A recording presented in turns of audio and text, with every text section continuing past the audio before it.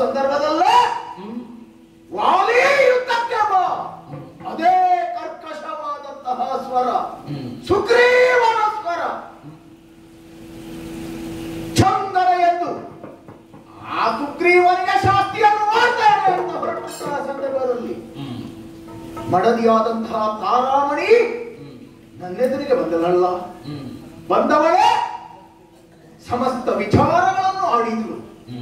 ಯುದ್ಧಕ್ಕೆ ಹೋಗುವುದು ತರವಲ್ಲ, ನಾಳೆ ಹೋಗಿ ಎನ್ನುವ ಹಾಗೆ ಮಾತನಾಡಿದ್ರು. ಯಾಕೆ ಅಂತ ಕೇಳಿದ್ರೆ, ಇರಕುಲದಲ್ಲಿ ಹುಟ್ಟಿದಂತಹ ಶ್ರೀರಾಮ ಅಭಿಧಾನದಿಂದ ಈ ಕಾಲದಲ್ಲಿ ಲೋಕದಲ್ಲಿ ನೆಗಳ್ತೆಯನ್ನು ಪಡೆದಂತಹ ಒಬ್ಬಾತ ದಕ್ಷಿಣಾಭಿಮುಖವಾಗಿ ಈ ಕಡೆಗೆ ಬಂದಿದ್ದಾನೆ. ಅವನ ಕೂಡ ಸುಗ್ರೀವನಿಗೆ ಸಖ್ಯವಾಗಿದೆ. ಈ ಮಾತನ್ನು ಮಗನಾದಂತಹ ಅಂಗದ ಹೇಳಿದ್ದಾನೆ. ದುಷ್ಟನಾದಂತಹ ವಾಲಿಯನ್ನು ಕೊಂದು ಕೊಡ್ತಾನೆ ಎನ್ನುವ ಹಾಗೆ ವಾಗ್ದಾನವನ್ನು ಮಾಡಿದ್ದಾನೆ ಶ್ರೀರಾಮ ಎನ್ನುವ ಹಾಗೆ ಹೇಳಿದ್ರು. ಹಾಗಾಗಿ ನಾನು ഇരുಳಿನಲ್ಲಿ ನೀವು ಯುದ್ಧಕ್ಕೆ ಹೋದ್ರಿ ಅಂತಾದ್ರೆ ಭಂಗ ಬರ್ತದೆ, ಘಾತ ಉಂಟಾಗ್ತದೆ, ಕೆಡುಕಾಗ್ತದೆ ಎನ್ನುವಂತಹ ನುಡಿಯನ್ನಾಡಿದಂತಹ ತಾರೆಗೆ ಧೈರ್ಯದ ಮಾತುಗಳನ್ನಾಡಿದ್ದೇನೆ. ಹೊರಟು ನಿಂತವ ವಾಲಿ, ಸಾಮಾನ್ಯ ಅಂತ ತಿಳಿಬೇಡ ಎನ್ನುವ ಹಾಗೆ ಚಿತ್ರತರಂಗಿಯಾದಂತಹ ತಾರೆಗೆ ಬುದ್ಧಿಯನ್ನು ಹೇಳಿ ಹೊರಟು ನಿಲ್ಲುವ ಕಾಲದಲ್ಲಿ ಹೌದಲ್ಲ, ಆ ಕಡೆಯಿಂದ ಆತ್ಮವಿಶ್ವಾಸವೇ ಬುನಾದಿಯಾಗಿರುವಂತಹ ಸುಗ್ರೀವನ ಸ್ವರವನ್ನು ಕೇಳಿ ನಮ್ಮ ಪಕ್ಷದಿಂದ ಕೆಲವರೆಲ್ಲ ಚಂಗನೆ ಆ ಕಡೆಗೆ ಪಕ್ಷಾಂತರ ಮಾಡಿದ್ರಲ್ಲ. ಏನು ಬಂದಂತಹ ರಾಮ ಮಾನವ ಶ್ರೇಷ್ಠನಿದ್ದಾನೆ, ಕ್ಷತ್ರಿಯ ಶ್ರೇಷ್ಠನಿದ್ದಾನೆ, ವಾಲಿಯನ್ನು ಕೊಲ್ಲುತ್ತಾನೆ, ನಾಳೆ ನಮಗೆ ಅಧಿಕಾರ ಸಿಗ್ತದೆ. ಈ ಅಧಿಕಾರಕ್ಕಾಗಿ ಹೋಗುವವರೆಲ್ಲ ಎಷ್ಟು ದಿನ ಅಧಿಕಾರ ಸಿಗ್ತದೆ ಎನ್ನುವ ಹಾಗೆ ಹವಣಿಕೆ ಇರ್ತದೆ, ಇಲ್ಲವಲ್ಲ? ಹಾಗಾದ್ರೆ ನಿಜವಾಗಿ ವಾಲಿಯ ಅಧಿಕಾರದಲ್ಲಿ ನಂಬಿಕೆ ಇಟ್ಟವರಿದ್ದಾರಲ್ಲ ನಮ್ಮವರೆಲ್ಲ, ಶತಬಲಿಗದ್ದವಾದ ನಾದಿಗಳು, ಅವರನ್ನೆಲ್ಲ ಪುರದ ರಕ್ಷಣೆ ಬಿಟ್ಟು ಅಂಗದರನ್ನೇ ಮುಖ್ಯಸ್ಥರನ್ನಾಗಿಸಿ ವೀರಾಗ್ರೇಸರಿಗೆಲ್ಲ ಎಚ್ಚರಿಕೆಯ ಮಾತನ್ನು ಹೇಳಿ ಹೊರಟು ನಿಂತಿದ್ದೇನೆ. ಎದುರಿಗೆ ಬರುವವ ಯಾರು? ಸುಗ್ರೀವ ಅಲ್ವ? ಅವನ ಮತ್ತನ್ನು ಇಳಿಸಬೇಕು, ಮಾಲೆಯನ್ನು ಧರಿಸಿ ಅವನಿರ್ತಾರೆ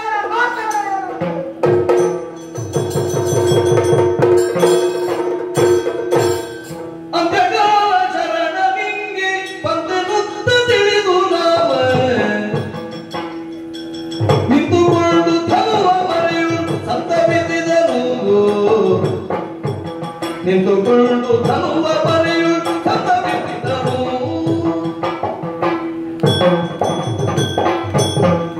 ಘೋರವಾದಂತಹ ಹೋರಾಟ ವಾಲಿ ಸುಗ್ರೀವರ ಮಧ್ಯೆ ಜರುಗುತ್ತಾ ಇದೆ. ಅಸಹಾಯಕನಾಗಿ ಮತ್ತೆ ಮತ್ತೆ ಮತ್ತೆ ಮತ್ತೆ ಸುಗ್ರೀವ ಹಿಂದೆ ತಿರುಗಿ ನೋಡುತ್ತಾ ಇದ್ದಾನೆ. ಮಾತ್ರವಲ್ಲ, ಬಾಹುಯುದ್ಧಕ್ಕೋ ಮುಷ್ಟಿಯುದ್ಧಕ್ಕೋ ವಿಪರೀತವಾಗಿ ಈ ಸುಗ್ರೀವನ ಕೊರಳನ್ನೇ ಮುರಿಯುವಂತಹ ಹವಣಿಕೆಯಲ್ಲಿ ವಾಲಿ ಇದ್ದಾನೆ ಅನ್ನೋದು ನಮಗೆ ಅರಿವಾಗ್ತದೆ. ಕಣ್ಣ ಮುಂಭಾಗದಲ್ಲೇ ಮಿತ್ರನೋರ್ವನ ಪ್ರಾಣಹರಣವಾಗುವುದು ಶಾಸ್ತ್ರ ವಿರೋಧ ತಾನೆ. ಹಾಗಾಗಿ ತಡ ಮಾಡುವುದಕ್ಕಿಲ್ಲ. ಸುಗ್ರೀವನಿಗೆ ಕೊಟ್ಟ ಮಾತಿನಂತೆ ಅಪರಾಧಿಯಾದಂತಹ ವಾಲಿಯನ್ನು ಶಿಕ್ಷಿಸುವುದಕ್ಕೆ ಬೇಕಾಗಿ ಕೋದಂಡವನ್ನೊಮ್ಮೆ ಹೆದೆ ಏರಿಸಿ ಜೇವಡೆದವನಿದ್ದೇನೆ. ಒಂದು ಸೂಚನೆಯೂ ಹೌದದು. ಸುತ್ತಮುತ್ತಲಿರುವಂತಹ ಮರದಲ್ಲಿರುವ ಪಕ್ಷಿಗಳೆಲ್ಲ ಭಯಭೀತವಾಗಿ ಹಾರಿ ಹೋದದ್ದನ್ನು ನೋಡಿದ್ದೇನೆ. ಆ ಜೇಂಕಾರದ ಶಬ್ದ ಅನ್ನುವುದು ಇಲ್ಲಿ ಇರುವವರನ್ನೆಲ್ಲ ಕಂಪಿಸುವಂತೆ ಮಾಡಿದೆ ಅಂತ ಆದ್ರೆ ಅದು ವಾಲಿಗೂ ಕೇಳಬೇಕಾದ್ದೆ. ಮಾತ್ರವಲ್ಲ, ವಿಶಿಷ್ಟವಾದಂತಹ ವಿಷಿಕವೊಂದನ್ನು ತೆಗೆದು ಕೋದಂಡಕ್ಕೆ ಹೂಡಿ ವಾಲಿಯ ವಕ್ಷಸ್ಥಳವನ್ನೇ ಗುರಿಯಾಗಿರಿಸಿ ಪ್ರಯೋಗಿಸ್ತೇನೆ ನೋಡು.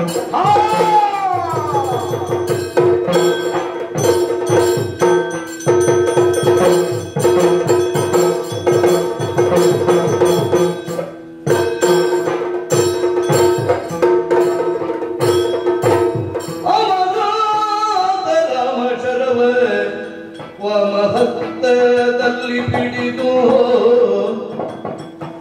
ಭೂಮಿ ತಾನೇ ನುಡಿದೆ ದೇವರಿಂದಲೇ ಅಮರಾತ ರಾಮಚರವ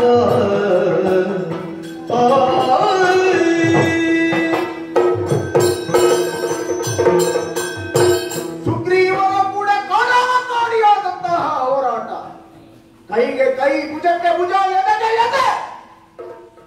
ಇನ್ನಾನು ಸುಗ್ರೀವ ಗತಪ್ರಾಣವಾಗುತ್ತಾನೆ ಎನ್ನುವ ಹಾಗೆ ಈ ಯುದ್ಧೋದ್ಯಮದಲ್ಲಿ ವಾಲಿಗೆ ಆತ್ಯಂತಿಕವಾದಂತಹ ಜಯ ಪ್ರಾಪ್ತವಾಗುತ್ತದೆ ಎನ್ನುವ ಸಂದರ್ಭದಲ್ಲಿ ಒಮ್ಮಿಂದೊಮ್ಮೆಲೆ ಬಂದಂತಹ ಬಾಣ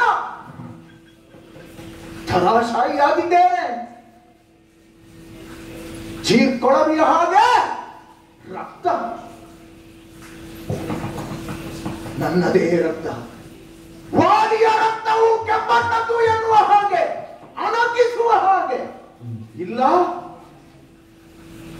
ಕಿಷ್ಕಿಂದೆ ಮಣ್ಣಿನ ಆ ವಾಸನೆ ಏನು ಎನ್ನುವುದನ್ನು ತಿಳಿಯುವ ಹಾಗೆ ದಪ್ಪನೆ ಬಿದ್ದಿದ್ದೇನೆ. ಹೌದಲ್ಲ, ವಕ್ಷಸ್ಥಳಕ್ಕೆ ನಾಟಿದಂತಹ ಬಾಣ ಹಿಡ್ಕೊಂಡಿದ್ದಾರೆ. ಎಡದ ಕೈಯಲ್ಲಿ ಹಿಡಿದು ಅದು ಒಳಪಾಲದ ಹಾಗೆ ಸರ್ವದ್ರಾಣವನ್ನು ಬಳಕೆ ಮಾಡಿಕೊಂಡು ಹಿಡಿದುಕೊಂಡು ನನ್ನೆಲ್ಲ ಶಕ್ತಿಯನ್ನು ಬಳಸಿಕೊಂಡು ಈ ಕೃತ್ಯ ಮಾಡಿದವನು ಯಾರು ಹೀಗೆನ್ನು ಹಾಗೆ ಯೋಚನೆ ಮಾಡಿದ್ರೆ ತಾರಾದೇವಿ ಆಡಿದಂತಹ ಮಾತಿಗೂ ನಡೆದಂತಹ ಈ ಕೃತ್ಯಕ್ಕೂ ಸಂಬಂಧ ಉಂಟೆ? ಹೌದೇ, ಇರಬೇಕು. ಇಲ್ಲದೆ ಹೋದ್ರೆ ವಾನರ ಸ್ತೋಮದಲ್ಲಿ ಬಿಲ್ಗಾರರು ಇಲ್ಲವಲ್ಲ, ಇದ್ರೂ ಇರಬಹುದು. ಆದರೆ ಸರಿಯಾಗಿ ನನ್ನ ಎದೆಯನ್ನೇ ಗುರಿಯಾಗಿಸಿ ತೀಕ್ಷ್ಣವಾದಂತಹ ಈ ಹೊಂಬಣ್ಣದ ಬಾಣವನ್ನು ಬಿಡುವುದಂತಹ ಕಲಿಗಳು ನಮ್ಮಲ್ಲಿ ಇರುವುದಕ್ಕೆ ಸಾಧ್ಯವೇ ಇಲ್ಲ. ಹಾಗಾದ್ರೆ ತಾರೆ ಆಡಿದಂತಹ ಮಾತು ನಿಜವಾಗಿ ಹೋಯಿತೆ. ಸಾವರಿಸಿಕೊಂಡು ತಲೆಯನ್ನು ಎತ್ತಿ ನೋಡಿದ್ರೆ ಹೌದಲ್ಲ, ಧನುಸ್ಸನ್ನು ಎತ್ತಿಕೊಂಡು ಈ ಕೃತ್ಯಕ್ಕೂ ತನಗೂ ಯಾವುದೇ ಸಂಬಂಧ ಇಲ್ಲವೋ ಎನ್ನುವ ಹಾಗೆ ಸ್ನೇಹಮುಖನಾಗಿ ಔದಾರ್ಯ ನಿಧಿಯಂತೆ ಶಾಂತಿಯ ಖನಿಯಂತೆ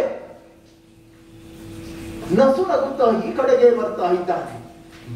ಹಾಗಾದರೆ ಇವನಲ್ಲದೆ ಬೇರಾರು ಈ ಕೃತ್ಯವನ್ನು ಮಾಡುವುದಕ್ಕೆ ಸಾಧ್ಯವಿಲ್ಲ. ಯಾರವನು? ತಾರೆ ಹಾಡಿದಲ್ಲ, ರಾಮ ರಾಮ, ಇವನೇ ಇರಬೇಕು. ಹಾಗಾದ್ರೆ ಇವ ರಾಮನು? ಕೇವಲ ರಾಮ ಅಲ್ಲ, ಇವ ಜಾಣ, ಇವ ಜಾಣ.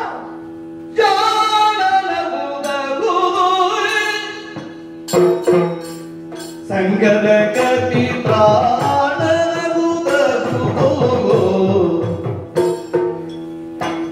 ಕೋಣಿಯೊಣ್ಣಿನ ಗೆಣೆ ಗಾಣೆ ಬರಾತವಿ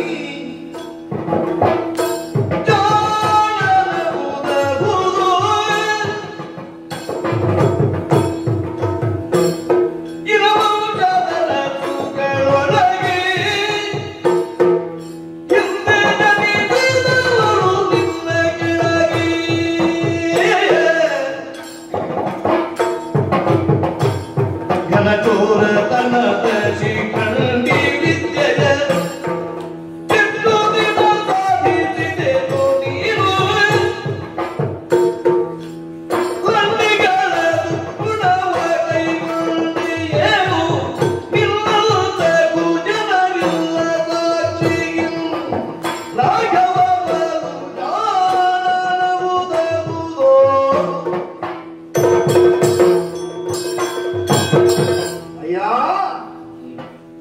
ನಗು ಮುಖದಿಂದಲೇ ನನ್ನೆಡೆಗೆ ಬರುತ್ತಾ ಇದ್ದಿ. ಕೈಯಲ್ಲಿ ಧನುಸ್ಸನ್ನು ಹಿಡಿದಿದ್ದಿ. ನಿನ್ನ ಧನುಸಿನಿಂದಲೇ ಬಂದಂತಹ ಕೂರ್ಗಣ ನನ್ನದಾದಂತಹ ವಕ್ಷಸ್ಥಳಕ್ಕೆ ಬಿದ್ದದ್ದು ಹೌದು ಎನ್ನುವುದನ್ನು ನಾವು ಊಹಿಸಬಲ್ಲೆ. ಹೌದು, ಇದು ನಿನ್ನ ಜಾಣಮೆ ಎನ್ನುವುದನ್ನು ಖಂಡಿತವಾಗಿಯೂ ಸುಸ್ಪಷ್ಟವಾಗಿ ಹೇಳಬಲ್ಲೆ. ರಾಮ ನಾನೇ ನನ್ನ ಮಡದಿಯಾದಂತಹ ತಾರೆ ನಿನ್ನ ಕುರಿತಾಗಿ, ನಿನ್ನ ಬದುಕಿನ ಕುರಿತಾಗಿ ಕಂಡವರು ಆಡಿದಂತಹ ಮಾತಿನ ಆಧಾರದ ಮೇಲೆ ನಿನ್ನ ಚರಿತ್ರೆಯನ್ನು ಆಡಿದವಳಿದ್ದಾಳೆ. ಹಾಗೆಂದು ನಿನ್ನ ಕುರಿತಾಗಿ ನನಗೆ ಗೊತ್ತಿಲ್ವೋ? ಗೊತ್ತುಂಟು. ನಿನ್ನ ಕುರಿತಾಗಿಯೋ ನಿಮ್ಮವರ ಕುರಿತಾಗಿಯೋ ತಿಳಿಯದಂತಹವನು ನಾನಲ್ಲ. ಆದರೆ ಬಂದಂತಹ ನೀನೇ ಈ ಕೃತ್ಯವನ್ನು ಮಾಡಿದ್ದೀ ಎಂದಾದ ಮೇಲೆ ಇದು ಜಾಣತನವಲ್ಲದೆ ಬೇರೇನೂ ಅಲ್ಲ. ಹಾಗೆ ನೋಡಿದ್ರೆ ಬದುಕಿನುದ್ದಕ್ಕೂ ನೀ ಜಾಣಮೆಯನ್ನೇ ತೋರಿದವ ರಾಮ. ಒಂದು ಕಾಲದಲ್ಲಿ ಮಕ್ಕಳ ರಕ್ಷಣೆಗೋಸ್ಕರ ವಿಶ್ವಾಮಿತ್ರರನ್ನು ಕೂಡಿಕೊಂಡು ಕಾಡಿಗೆ ಹೋದೆಯಂತೆ. ಹೌದು, ದುರುಳರಾದಂತಹ ರಾಕ್ಷಸರು ಬರ್ತಾರೆ, ಅವರ ಸಮೂಲ ನಾಶವನ್ನು ಮಾಡಬೇಕು. ಆ ಕಾಲದಲ್ಲಿ ತಾಟಕಿ ಸಂಹಾರ ಎನ್ನುವಂತಹ ಪ್ರಕರಣವು ಆಯ್ತಂತೆ, ನಡೆಯಿತು. ದುರುಳೆಯಾದಂತಹ ತಾಟಕಿ ಬಂದಂತಹ ಸಂದರ್ಭದಲ್ಲಿ ನೀ ಆಡಿದೀಯಂತೆ. ಹೇಗೆ ಗುರುಗಳೇ? ರಾಕ್ಷಸಿಯಾದರೂ ಇವಳು ಹೆಣ್ಣಾಗಿದ್ದಾಳೆ, ಇವಳನ್ನು ಕೊಲ್ಲಬಹುದೇ? ಗುರುಗಳಾಡಿದ್ರಂತೆ ಕೊಲ್ಲಬಹುದು. ನಿಜವಾಗಿಯೂ ದುರುಳೆಯಾದಂತಹ ಸಬಲೆಯಾದಂತಹ ಯಜ್ಞಕಟ್ಟಕಿಯಾದಂತಹ ಅವಳನ್ನು ಕೊಲ್ಲಲೇಬೇಕಿತ್ತು. ಆದರೂ ನಿನ್ನದೊಂದು ಜಾಣ್ಮೆ. ಗುರುಗಳಲ್ಲಿ ಕೇಳಬೇಕು, ಗುರುಗಳೇ ಆಡಬೇಕು. ಗುರುಗಳು ಆಡಿದ್ರೆ ನಾಳೆ ಏನಾದ್ರೂ ದೋಷ ಬಂತು ಅಂತಾದ್ರೆ ನೀ ಜಾಣ್ಮೆಯಿಂದ ತಪ್ಪಿಸಿಕೊಳ್ಳಬಹುದಲ್ಲ. ನಾನಲ್ಲ, ಇದು ವಿಶ್ವಾಮಿತ್ರರು ಆಡಿತ್ತು ಎನ್ನುವ ಹಾಗೆಂದು ಹೇಳಿ ಶೂರ್ಪನಖಿ ಬಂದಂತೆ. ಆ ಕಾಲದಲ್ಲಿ ಅವಳ ತಲೆ ಕಡಿಯಬೇಕಿತ್ತು, ಮಾಡಲಿಲ್ಲ. ನಾಸಾಚೇತವನ್ನು ಮಾಡಿದೆ. ನಿನ್ನದಾದಂತಹ ಜಾಣ್ಮೆ ಅದು. ಹಾಗೆ ನಿನ್ನನ್ನು ನೋಡಿದ್ರೆ ತುಂಬಾ ಕಡೆ ನಿನ್ನದಾದಂತಹ ಆಷಾಢ ರೂಚಿತನವನ್ನು ತೋರಿದ್ದೆ. ವರಾಭಿಮುಖರಾಗಿ ನೀವು ಹೋಗಬೇಕು. ಇನ್ನೇನು ಅಯೋಧ್ಯೆಯ ರತ್ನಸಿಂಹಾಸನದಲ್ಲಿ ಕುಳಿತುಕೊಳ್ಳಬೇಕಾದಂತಹ ಹೊತ್ತಿನಲ್ಲಿ ತಾಯಿಯಾದಂತಹ ಕೈಕೆ ತನಗೆ ತಾನು ಒಂದು ಕಾಲದಲ್ಲಿ ಪಡೆದಂತಹ ವರವನ್ನು ವ್ಯಾಸರೂಪದಲ್ಲಿ ಕೊಟ್ಟಂತಹ ವರವನ್ನು ಈ ಕಾಲದಲ್ಲಿ ಬಳಕೆ ಮಾಡಿಕೊಡ್ತೇನೆ ಅಂತ ಇದ್ದಾಗ ನೀನೇ ಅಲ್ಲಿಗೆ ಹೋದಿಯಂತೆ. ನಿನ್ನಯ್ಯನಾದಂತಹ ದಶರಥ ಚಕ್ರವರ್ತಿ ಬೇಡ ಮಗ, ಹೋಗುದು ಬೇಡ ಅಂತ ಹೇಳಿದಾಗಲೂ ಇಲ್ಲ, ನೀವು ಕೊಟ್ಟಂತಹ ವರವನ್ನು ಊರ್ಜಿತದಲ್ಲಿ ಇರಿಸಿಕೊಳ್ಳುವುದಕ್ಕಾಗಿ ಪಿತೃವಾಕ್ಯ ಅದನ್ನು ಪರಿಪಾಲನಾರ್ಥವಾಗಿ ನಾವು ಹೊರಡ್ತೇನೆ. ಬಹಳ ಚಂದವಾಗಿ ತಾಯಿಯಲ್ಲಿ ಕೇಳಿದೆಯಂತೆ, ಅಮ್ಮ ಎಷ್ಟು ದಿನಗಳು ನಾವು ಹೋಗಬೇಕು, ಇಷ್ಟೊಂದು ಚಿಕ್ಕ ಕೆಲಸಕ್ಕೆ ನೀವು ಇಷ್ಟೆಲ್ಲ ಗಡಿಬಿಡಿ ಮಾಡುವುದೋ? ಹಾಗೆಲ್ಲ ಆಡಿದೆಯಂತೆ. ಆದ್ರೆ ಅಂತಹ ನೀನೆ ಲಕ್ಷ್ಮಣ ಕತ್ತಿ ಹಿಡಿದು ಪಡವೆ ಕೈಕೆಗೆ ಮಾರಿ ಹೋಯ್ತೆ ಕಡಿತಾನ ತಲೆ ಅಂತ ಹೇಳಿದ್ರಲ್ಲ, ನಮ್ಮ ಹಾಗೆ ಮಾಡಿಕೊಡುದು. ಅವಳು ನಮ್ಮ ತಾಯಿ ಇದ್ದಾಳೆ. ಅಷ್ಟೆಲ್ಲ ಮಾತಾಡುವ ನೀನು ಲಕ್ಷ್ಮಣ ಸೀತೆ ಕಾಡಿನಲ್ಲಿ ಬರುವಾಗ ಅವನಿಗೆ ಆಡಿದ್ಯಂತೆ. ಆ ಕೈಕೆಯನ್ನು ಬಾಯಿಗೆ ಬಂದ ಹಾಗೆ ಬೈದಿದ್ದಿ ಅಂತ ವರ್ತಮಾನ. ದಶರಥ ನಿನ್ನಯ್ಯ ಪಿತೃವಾಕ್ಯ ಪರಿಪಾಲನೆ ಎನ್ನುವ ಹಾಗೆ ಆಡುತ್ತಿದ್ದಂತಹ ನೀನು ಅದೇ ದಶರಥನಿಗೆ ಅವಾಚ್ಯವಾಗಿ ಬೈದವನು ಅಂತ ಕೇಳಿದ್ದೇವೆ. ಹಾಗಾದ್ರೆ ಒಂದು ಕಡೆಯಲ್ಲಿ ಊರಿನವರ ಎದುರಿನಲ್ಲಿ ನೀ ಒಳ್ಳೆಯವ ಎನ್ನುವುದನ್ನು ತೋರಿಸುವಂತಹ ಜಾಣ್ಮೆ, ನೀ ಒಬ್ಬನೇ ಇರುವಾಗ ನಿನ್ನವರೊಟ್ಟಿಗೆ ಉಳಿದವರನ್ನು ಬೈಯುವಂತಹ ಜಾಣ್ಮೆ, ಇದೊಂದು ತರಹದ ದ್ವಂದ್ವ ನೀತಿ ನಿನ್ನದು. ಈ ಕಾಲದಲ್ಲಿಯೂ ಅದನ್ನೇ ಮಾಡಿದೆ ಅಲ್ವ? ಹಾಗಂತ ಹೇಳಿ ಅಂತಹ ದ್ವಂದ್ವ ನೀತಿಯನ್ನು ಮಾಡುವಂತಹ ವಂಶದಲ್ಲಿ ನೀವು ಹುಟ್ಟಿದವನೋ? ಇಲ್ಲೂ ಅಲ್ಲ. ಹುಟ್ಟಿದ್ದು ಇನಕುಲದಲ್ಲಿ. ಎಂತಹ ಕುಲ! ಅಲ್ಲಿ ಆಗಿ ಹೋದವರು ಯಾರು?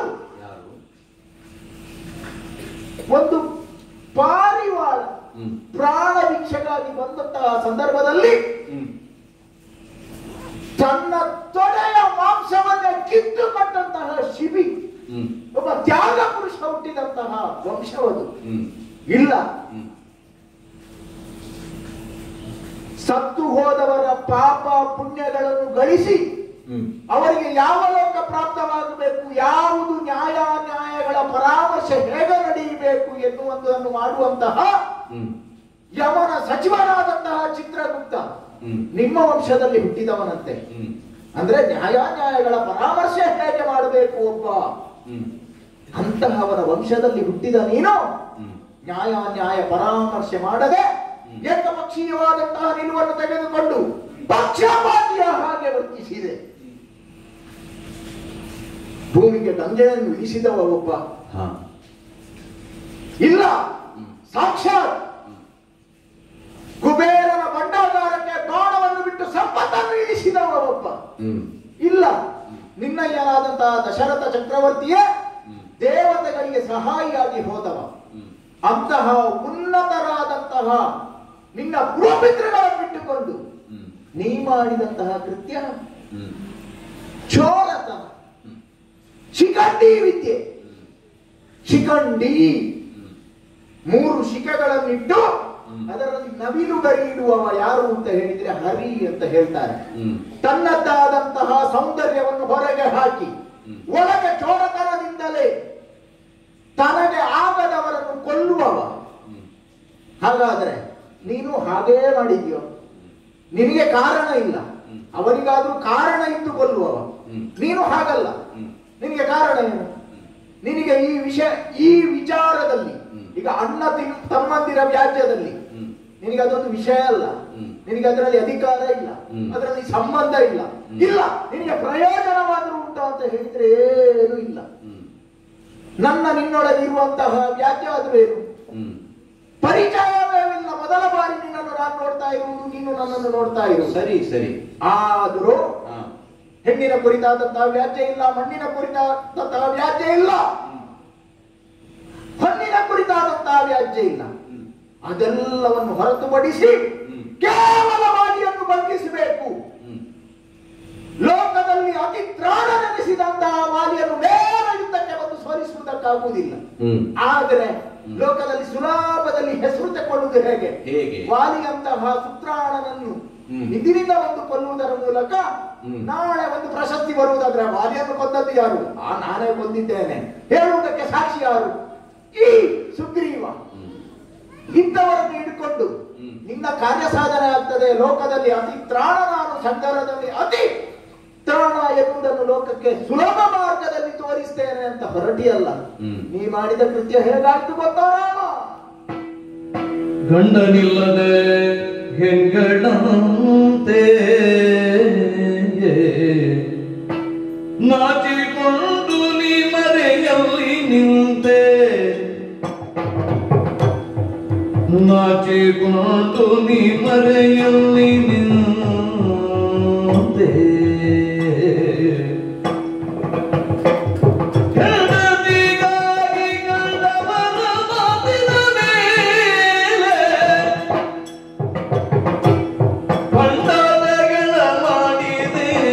ಹಸ್ತದಲ್ಲಿ ಬಿಲ್ಗೊಂಡು ಬಾಣವ ಕೂಡಿದೆ, ಜೋಡಾಗಿದ್ದ ಗಂಡು ಸುತನ ನೋಡಿದೆ. ರಾಘವ ಬಲು ಜಾನದ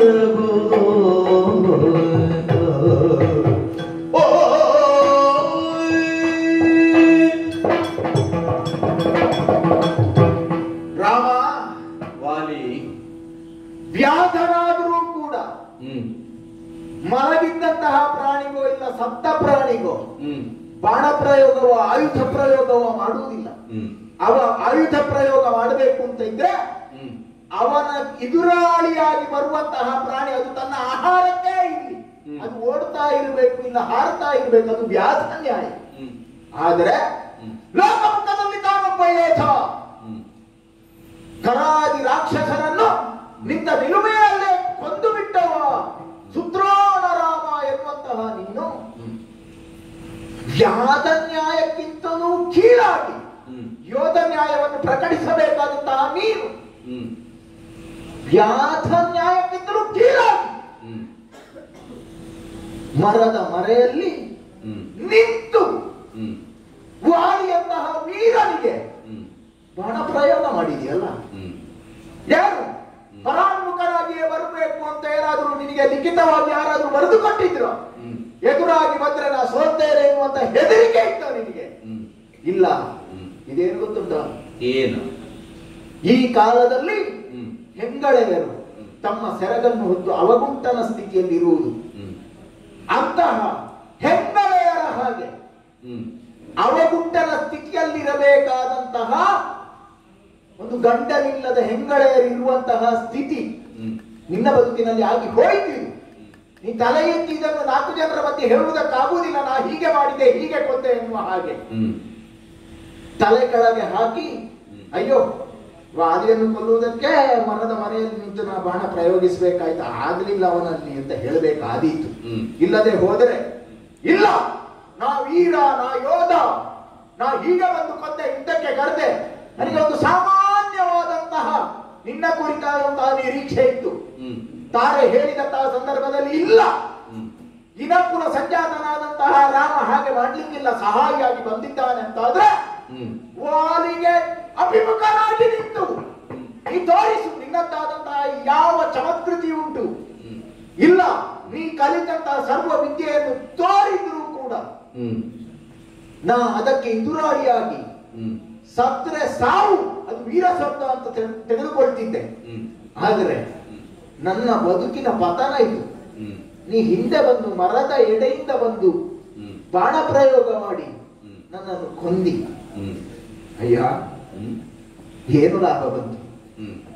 ಏನು? ಯಾದ ನ್ಯಾಯನ ನಾನು ಕೊಲ್ಲಬಹುದು, ಮರದ ಎಡೆಯಿಂದಾದರೂ ಕೊಲ್ಲಬಹುದು ಅಂತ ಹೇಳಿದ್ರೆ ಏನಾದ್ರೂ ಲಾಭ ಬೇಕಲ್ಲ. ಏನು? ನನ್ನ ಚರ್ಮವನ್ನು ಕಿತ್ತು ಏನು ಕಾಡಿನ ಮಧ್ಯೆಯಲ್ಲಿ ನಿನಗೇನಾದ್ರೂ ಜಪತಪ ಮಾಡುವುದಿದ್ರೆ ಅದನ್ನು ಹಾಕಿ ಕುಳಿತುಕೊಳ್ಳುವುದಕ್ಕಾಗ್ತದ? ಇಲ್ಲ.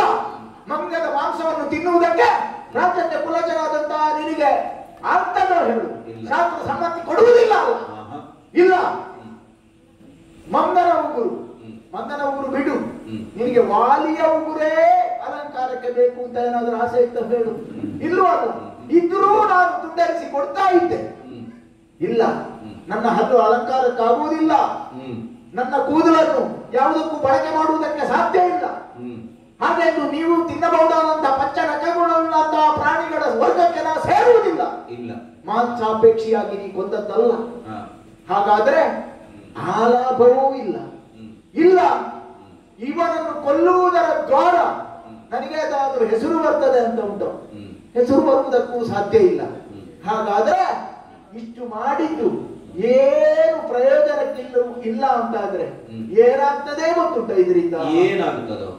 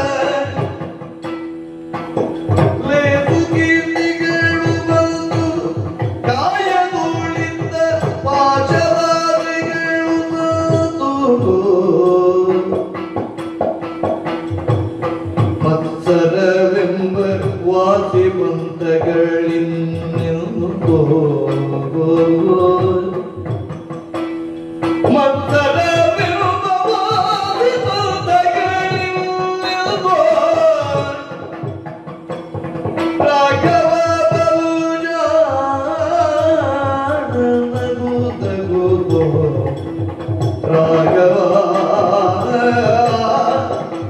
ರಾಘವ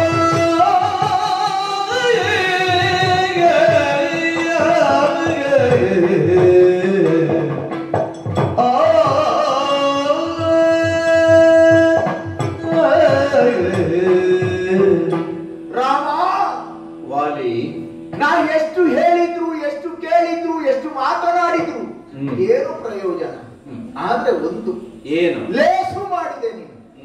ನಿನ್ನ ಬದುಕಿಗೆ, ನಿನ್ನ ಬದುಕಿನ ಯಾವ ಕಥೆ ಉಂಟು ಅದರಲ್ಲಿ ನಾನು ವಾಲಿಯನ್ನು ಹೀಗೆ ಕೊಂದೆ ಅಂತ ಹೇಳುವಂತಹ ಕೀರ್ತಿ ಬರ್ತದೆ ಅಂತ ನಿನಗಿರಬಹುದು. ಆದ್ರೆ ಅದು ಅಪಕೀರ್ತಿ ಅಂತ ನಾ ಹೇಳ್ತೇನೆ. ಯಾಕೆ ಬಲ್ಲೆಯೋ? ಯಾಕೋ? 66,000 ಸುದೀರ್ಘವಾದಂತಹ ಬದುಕನ್ನು ಸವೆಸಿದಂತಹ ನಿನ್ನಯ್ಯ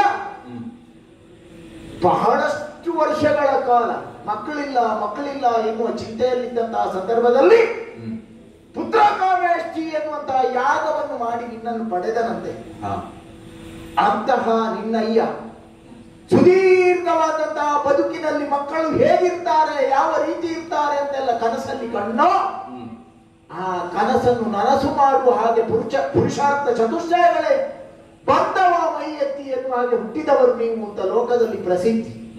ಆದರೆ ನೀನು ಮಾಡಿದಂತಹ ಈ ಕೃತ್ಯ ನಿನ್ನ ಅಯ್ಯನಿಗೆ ಒಪ್ಪಿಗೆ ಆದೀತು ಅಂತ ಹೇಳಿದ್ರೆ ಸ್ಪಷ್ಟವಾಗಿ ಆಡ್ತೇನೆ ರಾಮ, ಇದು ಅಪಕೀರ್ತಿ ಆಡುವಂತಹ ಮಾತು ಇಲ್ಲ, ಅಪಕರ್ಷಕ್ಕೆ ಹೇತುವಾದಂತಹ ಕೃತ್ಯ. ವಸಿಷ್ಠರ ಶಿಷ್ಯ ವಿಶ್ವಾಮಿತ್ರರಿಂದಲೇ ಶಸ್ತ್ರವನ್ನು ವಿದ್ಯೆಯಾಗಿ ಪಡೆದವನು. ಆದರೆ ಕಲಿಸಿದಂತಹ ಗುರುಗಳು ನೀ ಮಾಡಿದಂತಹ ಕೃತ್ಯವನ್ನು ಒಪ್ಪಿಯಾರೆ? ಸಾಧ್ಯವೇ ಇಲ್ಲ. ವಾಲಿಯನ್ನು ಕೊಲ್ಲುವುದಕ್ಕೆ ನೀ ಪಡೆದಂತಹ ಈ ವಾಮ ಮಾರ್ಗ ಜಗತ್ತು ಒಪ್ಪುವುದಿಲ್ಲ. ಯಾಕಾಗಿ ಮಾಡಿದೆ? ತನ್ನದ್ದಾದಂತಹ ಮಡದಿಯನ್ನು ಕಳೆದುಕೊಂಡಂತಹ ಈ ಸ್ಥಿತಿಯಲ್ಲಿ ಒಬ್ಬ ಸುಗ್ರೀವ ಶರಣಂ ಗಚ್ಚಾಮಿ ಅಂತ ಬಂದಂತಹ ನಿನಗೆ ಸುಗ್ರೀವ ಸಹಾಯ ಆಗ್ತಾನೆ. ಎಲ್ಲಿಯಾದ್ರೂ ವಾಲಿ ಸತ್ರೆ ವಾಲಿಯ ವಾನರ ಸೇನೆ ಬಂದು ಸುಗ್ರೀವನ ಜೊತೆ ಕೂಡಿ ಅವ ಹೇಳಿದ ಹಾಗೆ ಅವಳನ್ನು ಹುಡುಕಿಕೊಡ್ತಾನೆ ಎನ್ನುವಂತಹ ಭರವಸೆಯ ಮಾತುಗಳನ್ನು ಕೇಳಿ ನೀ ಕಂಡವರ ಮಾತಿಗೆ ಒಳಗಾಗಿ ನನಗೆ ಶಿಕ್ಷೆ ಕೊಟ್ಟಿಯಲ್ಲ. ನನ್ನಲ್ಲಿ ಒಂದು ಮಾತನಾಡ್ತಾ ಇದ್ರೆ ರಾಮ, ನಿನ್ನ ಹೆಂಡತಿಯನ್ನು ಕದ್ದಂತಹ ಅಧಮನನ್ನು ಕಿಷ್ಕಿಂಧೆಯಲ್ಲಿ ಕುಳಿತಲ್ಲಿಂದಲೇ ನನ್ನ ಬಾಲವನ್ನು ಬೆಳೆಸಿ ಅವನನ್ನು ನಿನ್ನ ಪಾದ ಮೂಲದಲ್ಲಿ ಇಡ್ತಿದ್ದೆ. ಏನು ಮಾಡೋಣ ಹೇಳು? ಬೃಹದಾದಂತಹ ಹಡಗನ್ನು ಆಶ್ರಯಿಸುವುದರ ಬದಲಾಗಿ ಒಂದು ಹರಿಗೋರನ್ನು ನೀ ಆಶ್ರಯಿಸಿಕೊಂಡೆ. ಅವನ ಮಾತಿಗೆ ಬಿದ್ದು ವಾಲಿಯಂತಹ ವೀರನನ್ನು ಕೊಲ್ಲುವುದಕ್ಕೆ ವಾಮ ಮಾರ್ಗವನ್ನು ಬಳಸಿದೆ. ಇನ್ನು ಎಷ್ಟು ಹೇಳಿದ್ರೇನು, ಎಷ್ಟು ಮಾತನಾಡಿದ್ರೇನು ಏನು ಪ್ರಯೋಜನ ಬಂತು? ವಾಲಿ, ನಿನ್ನ ಆಕ್ಷೇಪಗಳಿಗೆ ಉತ್ತರ ಕೊಡಬೇಕು ಅನ್ನುವುದಕ್ಕಾಗಿಯೇ ನಿನ್ನ ಮುಂಭಾಗಕ್ಕೆ ನಾನು ಬಂದವನಿದ್ದೇನೆ. ಕೇವಲ ಬಾಣ ಪ್ರಯೋಗವನ್ನು ಮಾಡಿ ನಿನ್ನನ್ನು ಹನನ ಮಾಡುವುದೊಂದೇ ನನ್ನ ಉದ್ದೇಶವಾಗುತ್ತಿದ್ರೆ ಮರದ ಮರೆಯಿಂದ ಬಾಣ ಪ್ರಯೋಗ ಮಾಡಿದ ರಾಮ ಅಲ್ಲಿದ್ರೆ ಮರಳಿ ಹೋಗಿ ಆಗ್ತಿತ್ತು. ಅದೇ ಧನುಸ್ಸನ್ನು ತೋರಿಸ್ತಾ ನಿನ್ನ ಮುಂಭಾಗದಲ್ಲಿ ಆ ಧನುವನ್ನು ಊರಿ ನಿಂತವನಿದ್ದೇನೆ ನಾನು. ಅಂದ್ರೆ ನಿನ್ನಿಂದ ಇಂತಹ ಕೆಲವು ಆಕ್ಷೇಪಗಳು ಬರಬಹುದು ಅನ್ನುವ ನಿರೀಕ್ಷೆ ನನಗಿತ್ತು. ವಾಲಿ ಕೇವಲ ವಾಲಿಯ ಮತ್ತೆ ಒಂದು ನಾಯಕ ಸ್ಥಾನವನ್ನು ಪಡೆದವ. ವಾನರರ ಅಧಿಪನಾಗಿ ನನ್ನ ಮಾತುಗಳನ್ನು ಕೇಳುತ್ತೀಯ ಹೇಗೆ?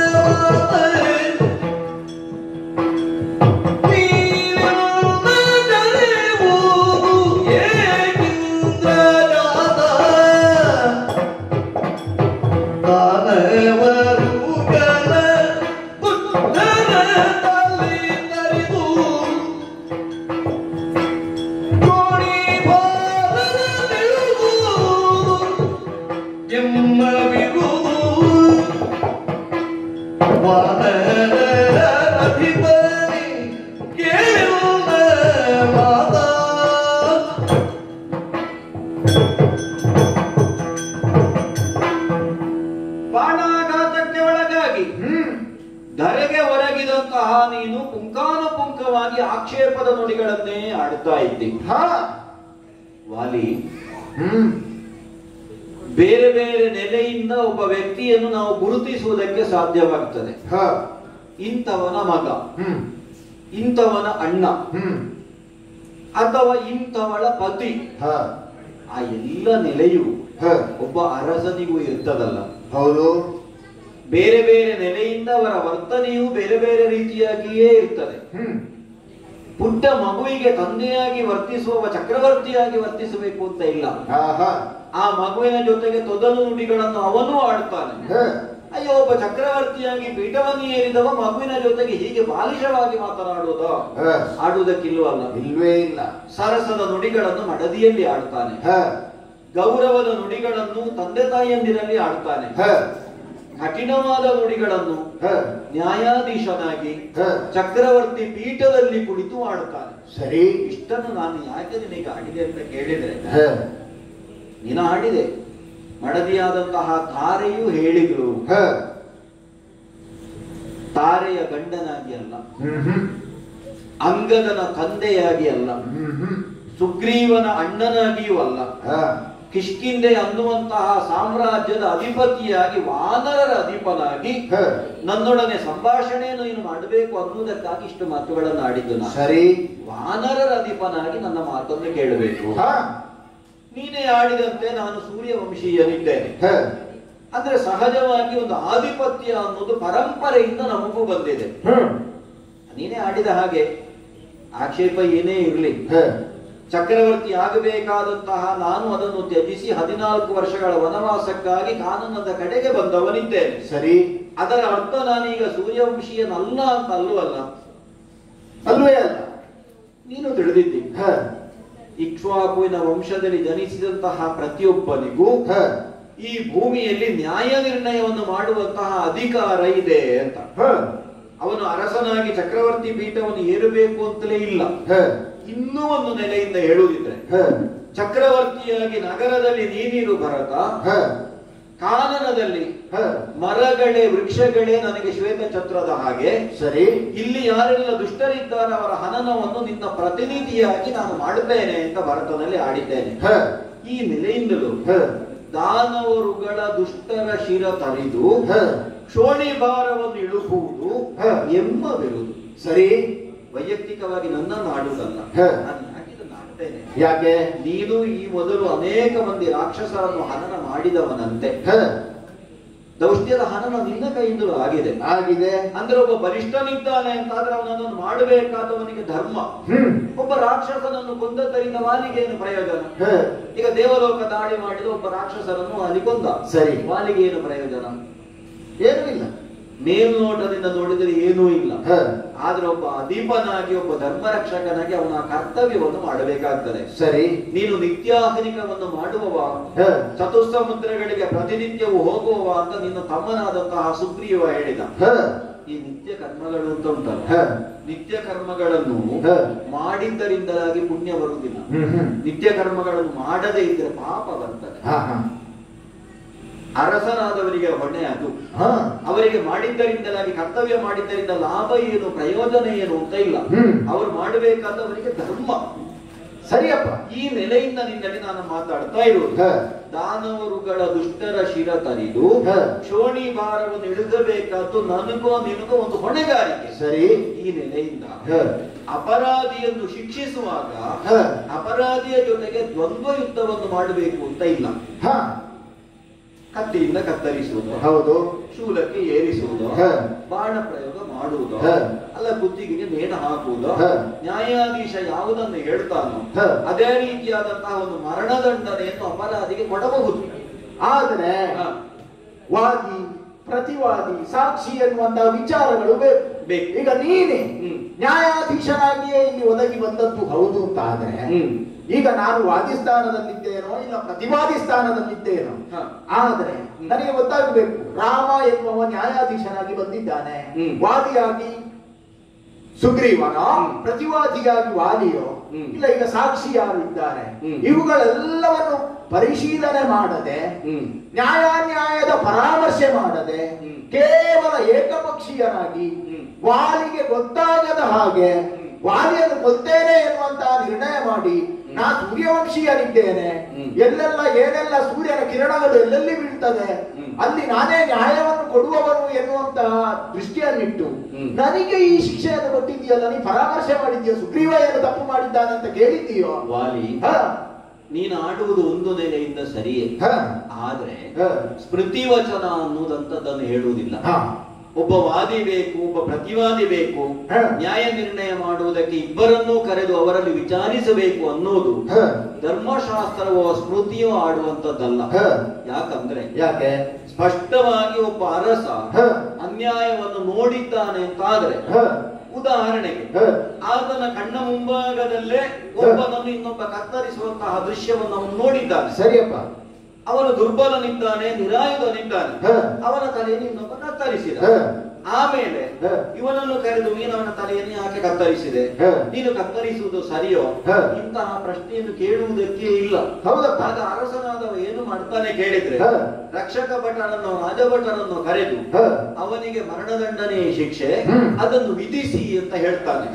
ಹೊರತು ಅವನನ್ನು ಕರೆದು ಯಾಕೆ ಮಾಡಿದೆ ಹೀಗೆ ಕೇಳಲೇಬೇಕು ಅಂತ ಸ್ಮೃತಿ ಆಡುವುದಿಲ್ಲ.